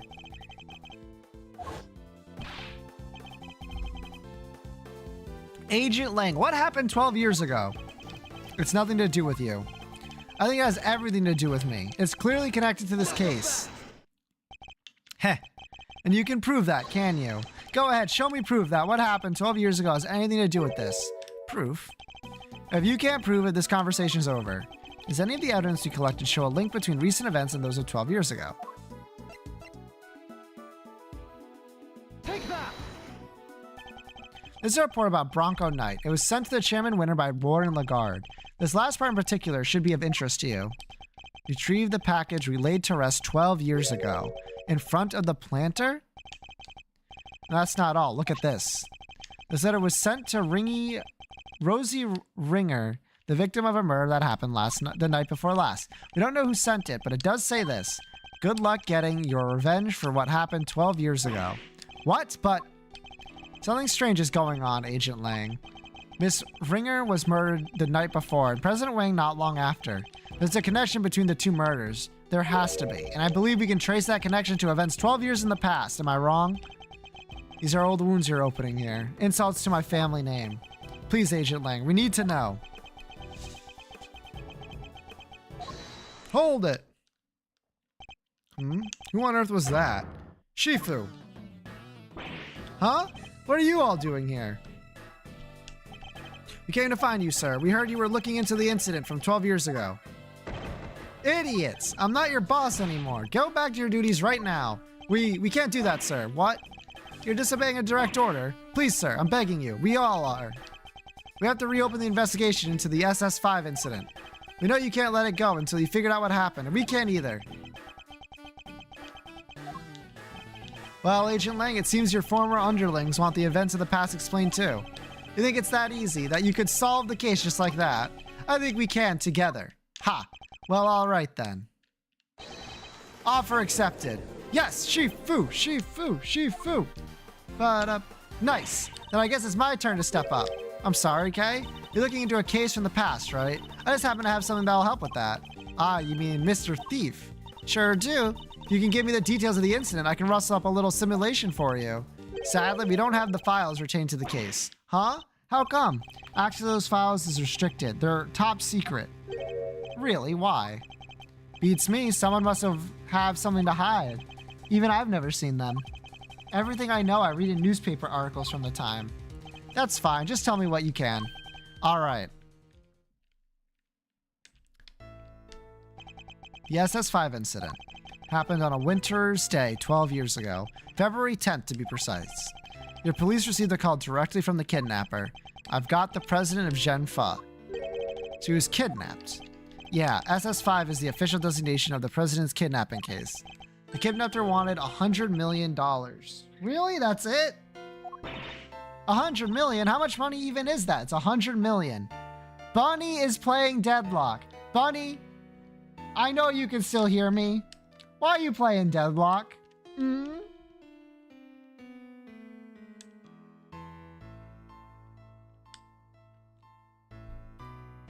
Speaking of which, good.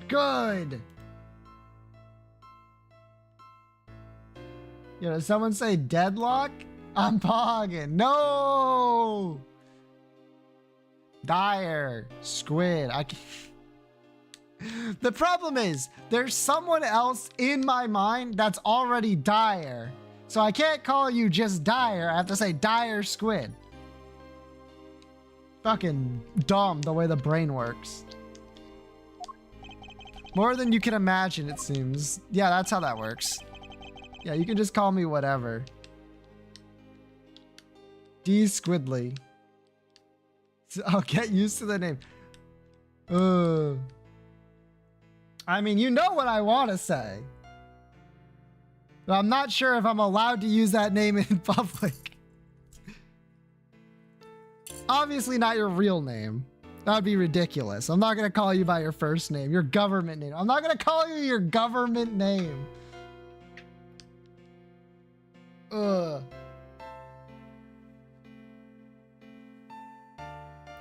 Last person to see the president that night was my father.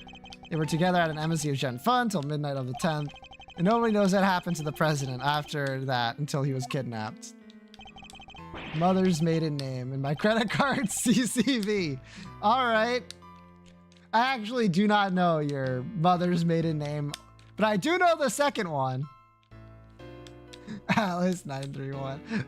All of a sudden, they're like, oh shit, gotta go change a few passwords. Our government did everything they could to scrape together the money. They were desperate to save him. At the end, they succeeded. The money was handed over, and the president came home safely. So President Wing was head honcho, even back then. Wow, go Mr. President. The length of time he stayed in power isn't even close to the most impressive thing about him. Agent Ling was clearly very fond of President Wang. I assume the kidnapping was thoroughly investigated. It was, but the investigation was top secret, as was the trial. The trial? So a suspect was arrested, yeah. None other than our friend, Fifi Lagarde. What? Is that why you visited the prison? It is. I was putting on what you might be called extended leave from Interpol, so I thought I'd use the time to look into what happened 12 years back. And I wanted to see who I was dealing with. So she was found not guilty then, wasn't she? Yeah. My father was in charge of the president's security at the time, but they held him responsible for the kidnapping and stripped him of his duties as presidential bodyguard. He stayed on the force though, and he worked the case alone until eventually he found a suspect, Lagarde. And if he thought she did it, there's no way she was innocent. They declared her not guilty, and the case went cold. My father couldn't take it. He was broken mentally and physically, and finally he quit the force altogether. So he had solid grounds to suspect Warden Lagarde. He must have had evidence. He wouldn't have charged her otherwise, but I've never been able to see the materials from the case. I'm sorry, but that's all I know. What do we do, Mr. Edgeworth? This is useful information, but I don't think it's enough for Little Thief to recreate the scene. Urgh. Is there really nothing we can do? Hold it! Again. You look like you could use a hand. Who's this now? God, it's literally everyone. Francisca and Mr. Fender. We finally wrapped things up over the courthouse. We thought we'd see what you kids were up to. Here. What's this? It says SS5 incident, investigative report. When Fifi Lagarde mentioned an incident from 12 years ago, I couldn't help but wonder. So I decided to look into it, and this was what Interpol provided. Nice work, Francisca. Don't get the wrong idea, Miles Edgeworth. You're no longer a prosecutor. I didn't do this for you. I did it so that a colleague could solve his father's final case. I owe you, sis, but everything related to the SS5 incident was supposed to be top secret. Yes, but that classification was applied by the prosecutor in charge of the case, Excelsius Winter.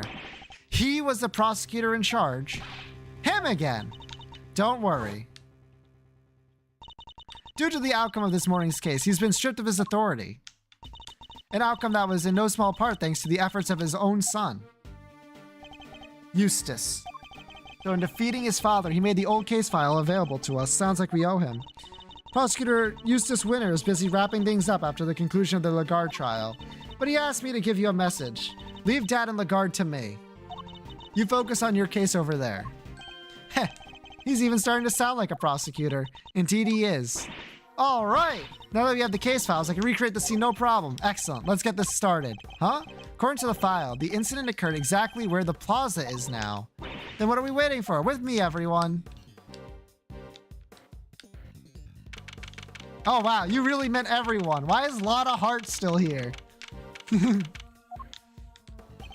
All right, Kay, if you could set Mr. Thief in motion. Sure, looks like there's more than enough here to work with.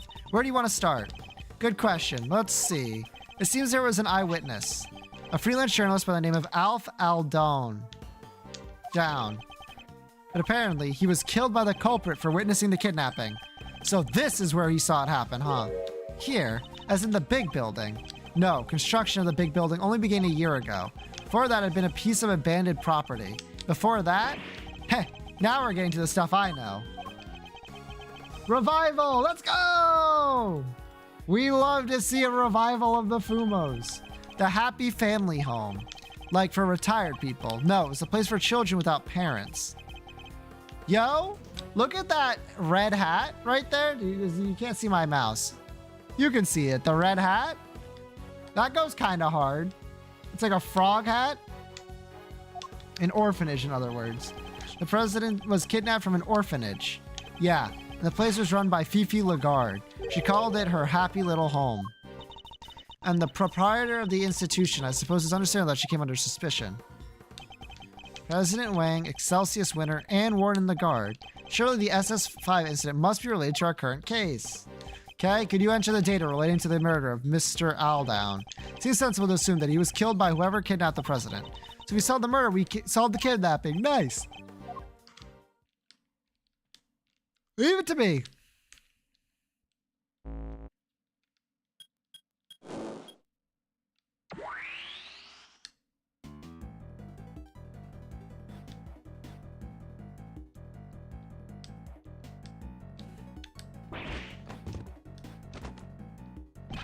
What the heck is this? When did I grow to become so blasé towards people's reaction to Mr. Thief? What we're seeing here is the front yard of the orphanage as it was 12 years ago, at least as far as the police reports describe it. Yeah, this is how it looked when they started investigating at 7 a.m. the morning after the murder. It seems it had been snowing. Yeah, from what I hear, the footprints wound up being pretty important evidence. The snow fell in the daytime the previous day. In other words, before the incident occurred. Meaning that none of the relevant footprints would have been obscured by new snow. I think we'll need to pay these footprints some special attention.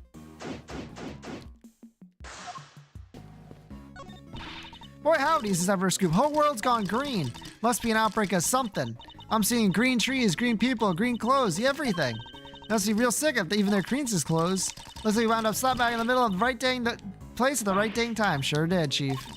I don't think we're going to get a word in edgewise here, Mr. Edgeworth. And I don't think we want to. Footprints stopped by the body. I guess that means they belong to Mr. Aldown. His feet were pretty big. Well, they were about size 12. According to the file, they were the same size as his shoes. It's a match. The footprints go towards the body and come back. According to the case file, they're thought to be the killers. They're about a size 9. Pretty average, in other words. Hey! It seems the police weren't able to track down who the murderer was from them, though. I'm short. My feet are short. Alf Aldown, the man who witnessed the president's kidnapping. Oh, I'm getting a call. Shit. All right, 1 second.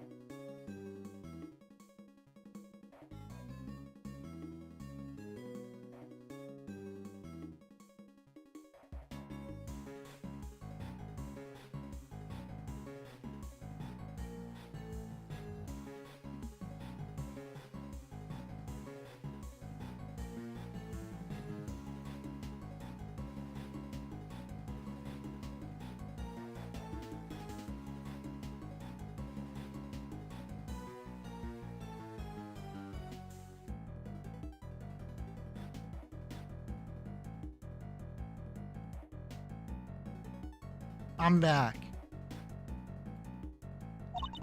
I based this part of the recreation on one of the crime scene photos. True. Blow to the back of the head. With a brick. Yup. They figured it must have been taken from right here in the yard.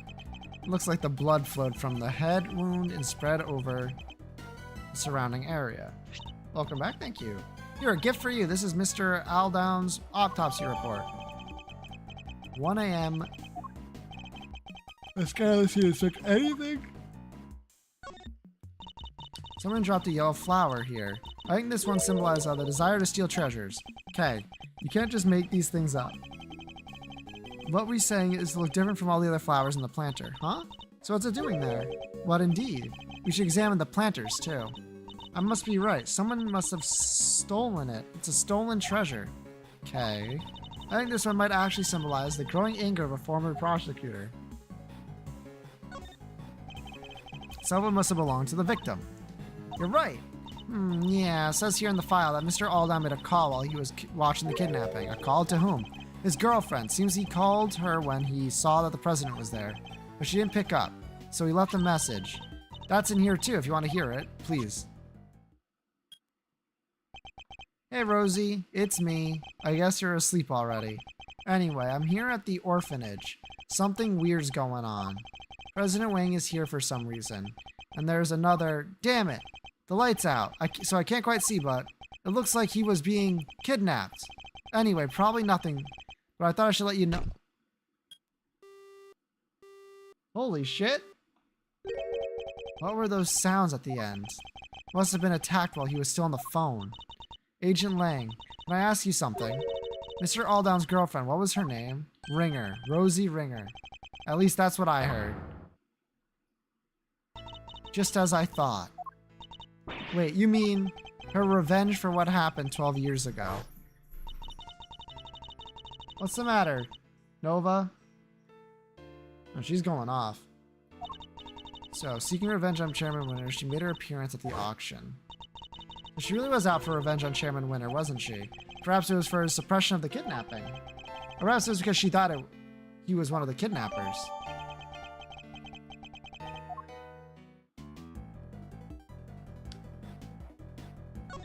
Oink. Alf Aldown, freelance journalist. Killed after witnessing the kidnapping of President Wang. Even the recreation is pretty gruesome, huh? It's even worse in the actual crime scene photos. That's a lot of blood. Seems most likely to come from the back of his head. As you can see, that area is completely caked. Yeah, the autopsy report says that's where he was hit.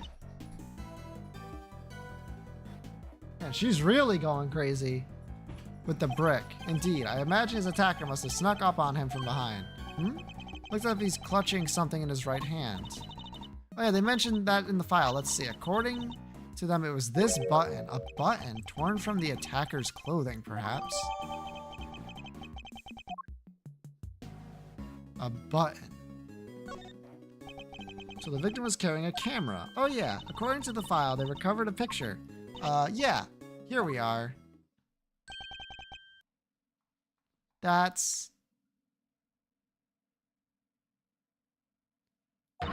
It's the president, right? And that's Mr. Edgeworth's dad. And someone's pointing a gun at him. This must be what Mr. Aldown witnessed. The person in the trench coat is the kidnapper. He killed the snowman. That's true. The person in the trench coat is the kidnapper. Yes, I imagine they were trying to conceal their identity. But if Agent Lang's father's theory was correct, the person wearing that trench coat is Warden Lagarde. So how come they only found the one picture? Probably wasn't able to take any more before he was attacked.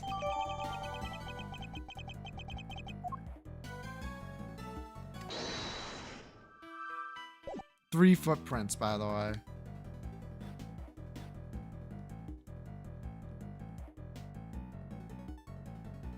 Brick. This brick is used in the murder.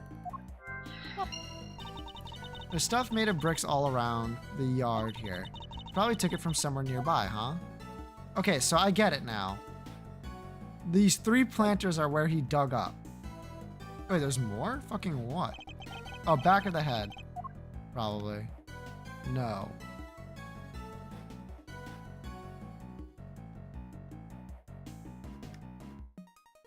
Okay. Frick you, game. Planter. These planters. According to the case file, the yard stretched around 3 sides of the orphanage. There are 3 planters on each side.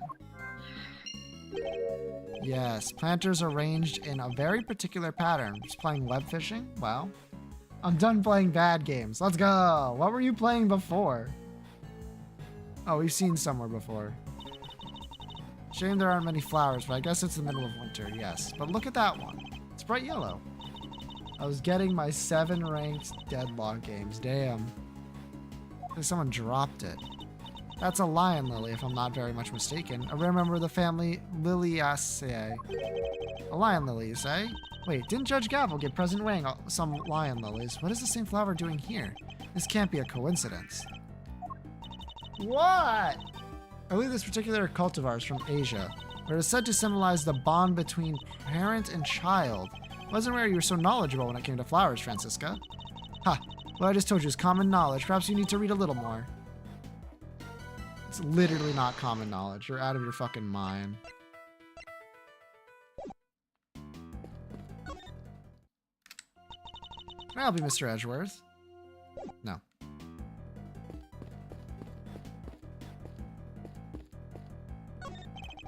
Tortoise and a hare, inspired by the children's story, no doubt. The tortoise races the speedy hare and wins. Alright, time for a Cave Faraday pop quiz. Why did the hare lose the race? I'll give you 3 options. I don't need 3 options, Kay. He lost because he stopped to rest and fell asleep. Number 1, the hare's favorite running shoes were stolen by the Yatagarasu. Number 2, the tortoise trained with the Yatagarasu and got so fast that he won. Number 3, the real winner was the Yatagarasu who plotted a surprise secret victory. Those are my only 3 options. Too hard? Alright, I'll give you a hint. The option you're looking for starts with a thir. Well, that doesn't help narrow it down.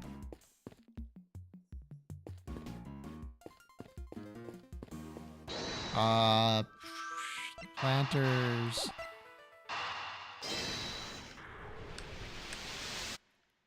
Here, okay. There's a severe lack of table slamming. That's true. So that's what our monstrous hoof prints really are. What?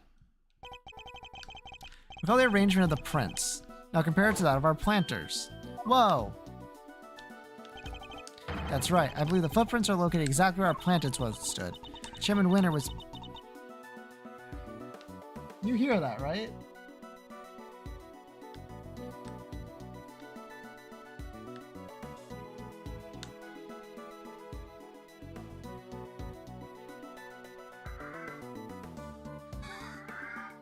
What? Nova? What's the matter? She's so mad. I can't get up. I don't have anything to defend myself with. He would attack me instantly and I would die. He was. And why might he have been doing that? We have a piece of evidence in our possession that answers that exact question.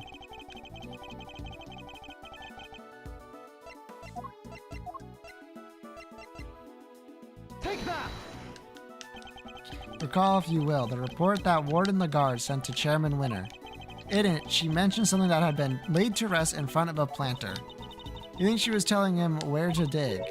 Wait, but why these 3 holes? Because report didn't specify which of the planters she meant. Get it?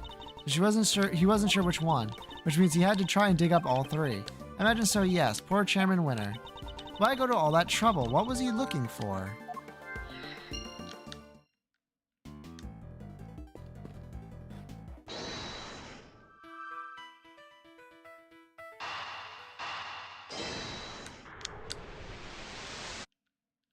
No. Okay, fair enough.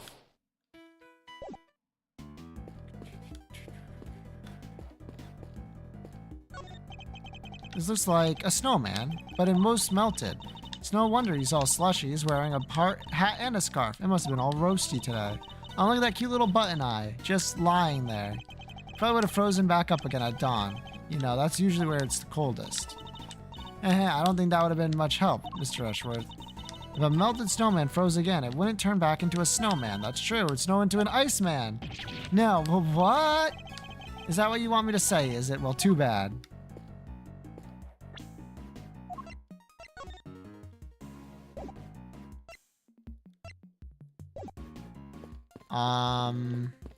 Oh. Aye, this arch. We've seen it somewhere before, right? Indeed we have. It's the same one that stands over the entrance of the big building today. This is supposed to have things looked 12 years ago. Was it there the whole time? Seems the architects worked the old archway into the structure of the new building. The future is simply the past reheated. I think I heard that somewhere. And for once, it seems you might have remembered it correctly. But 12 years ago is a long time to reheat something for. If it were your lunch, it'd be ruined. Thank you. Okay. No, there's definitely still something here. Oh, the blood. Fresh blood. And plenty of it. According to the autopsy report, he died from loss of blood due to the blow to the back of his head. Yes, and that blood spread out over the entire area. I doubt anyone could have bled that much and survived. Anyway, this certainly seems to confirm what the autopsy report would suggest. Okay. Is that it? No?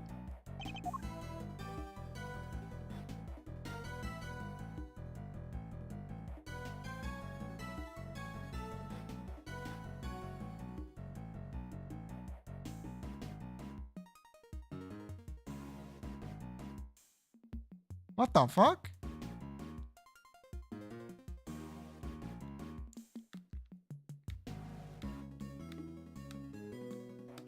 What the fuck? Where is this?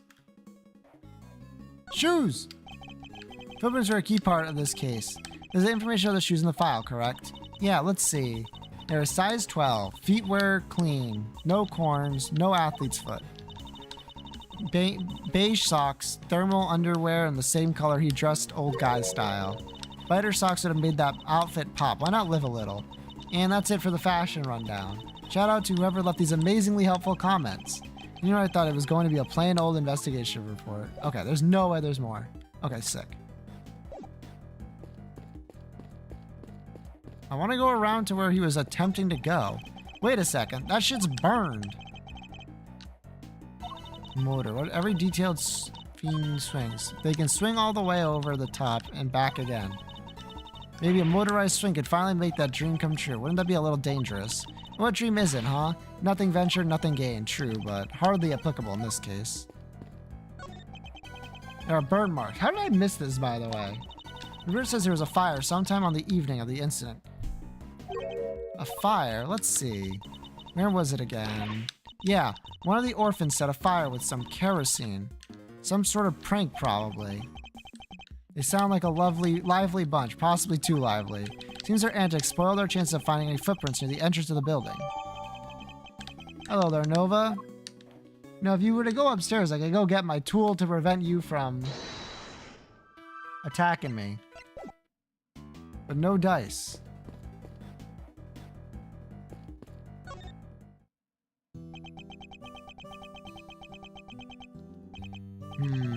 Three planters, covered with snow. Is anything the matter, Agent Lang? Yeah, something's not right. I wasn't able to look at the case file until now, indeed.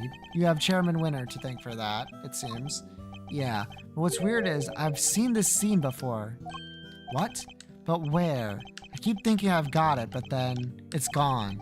He appears to be lost in his efforts to remember. Perhaps I should leave him alone for now. I think that's about all we can learn from the— oh my fucking god, really? The scene now. Alright, how about I try to show you how things looked earlier on in the night? That'd be very much appreciated. Could you take us back to the moment at which the victim witnessed the kidnapping? Sure, I'll use the photograph he took. Here goes nothing.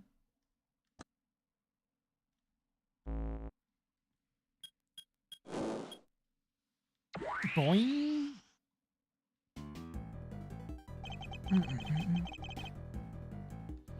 There's Mr. Alldown here in the middle of the planter.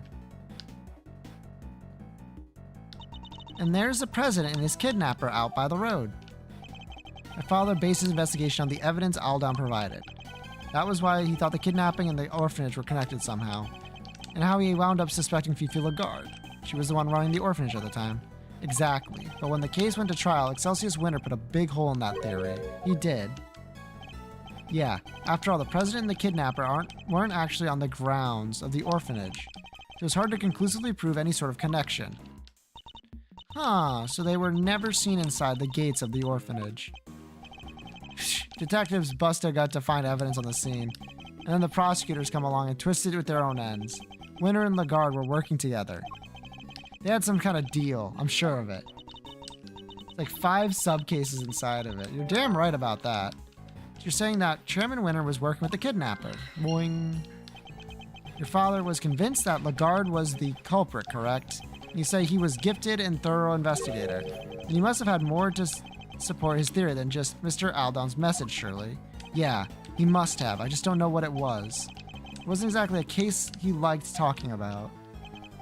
Agent Lang's father, DeLong Long. Trusted ally and confidant of President Wang, he discovered truths that were subsequently suppressed by Chairman Winter. Our first priority should be to find out where they were. Oh my god.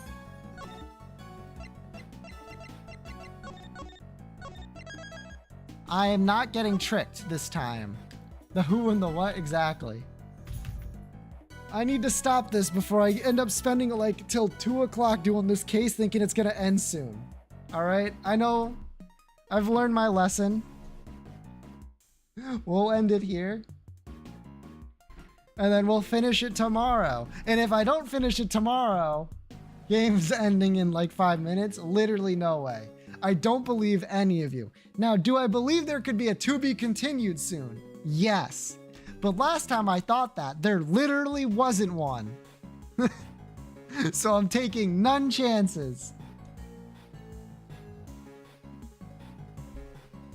Have yourself one of these. We'll be back here tomorrow to finish this. Probably. I'm not gonna make any promises. Alright. I'll see you all then to finish this game up, probably. Bye-bye.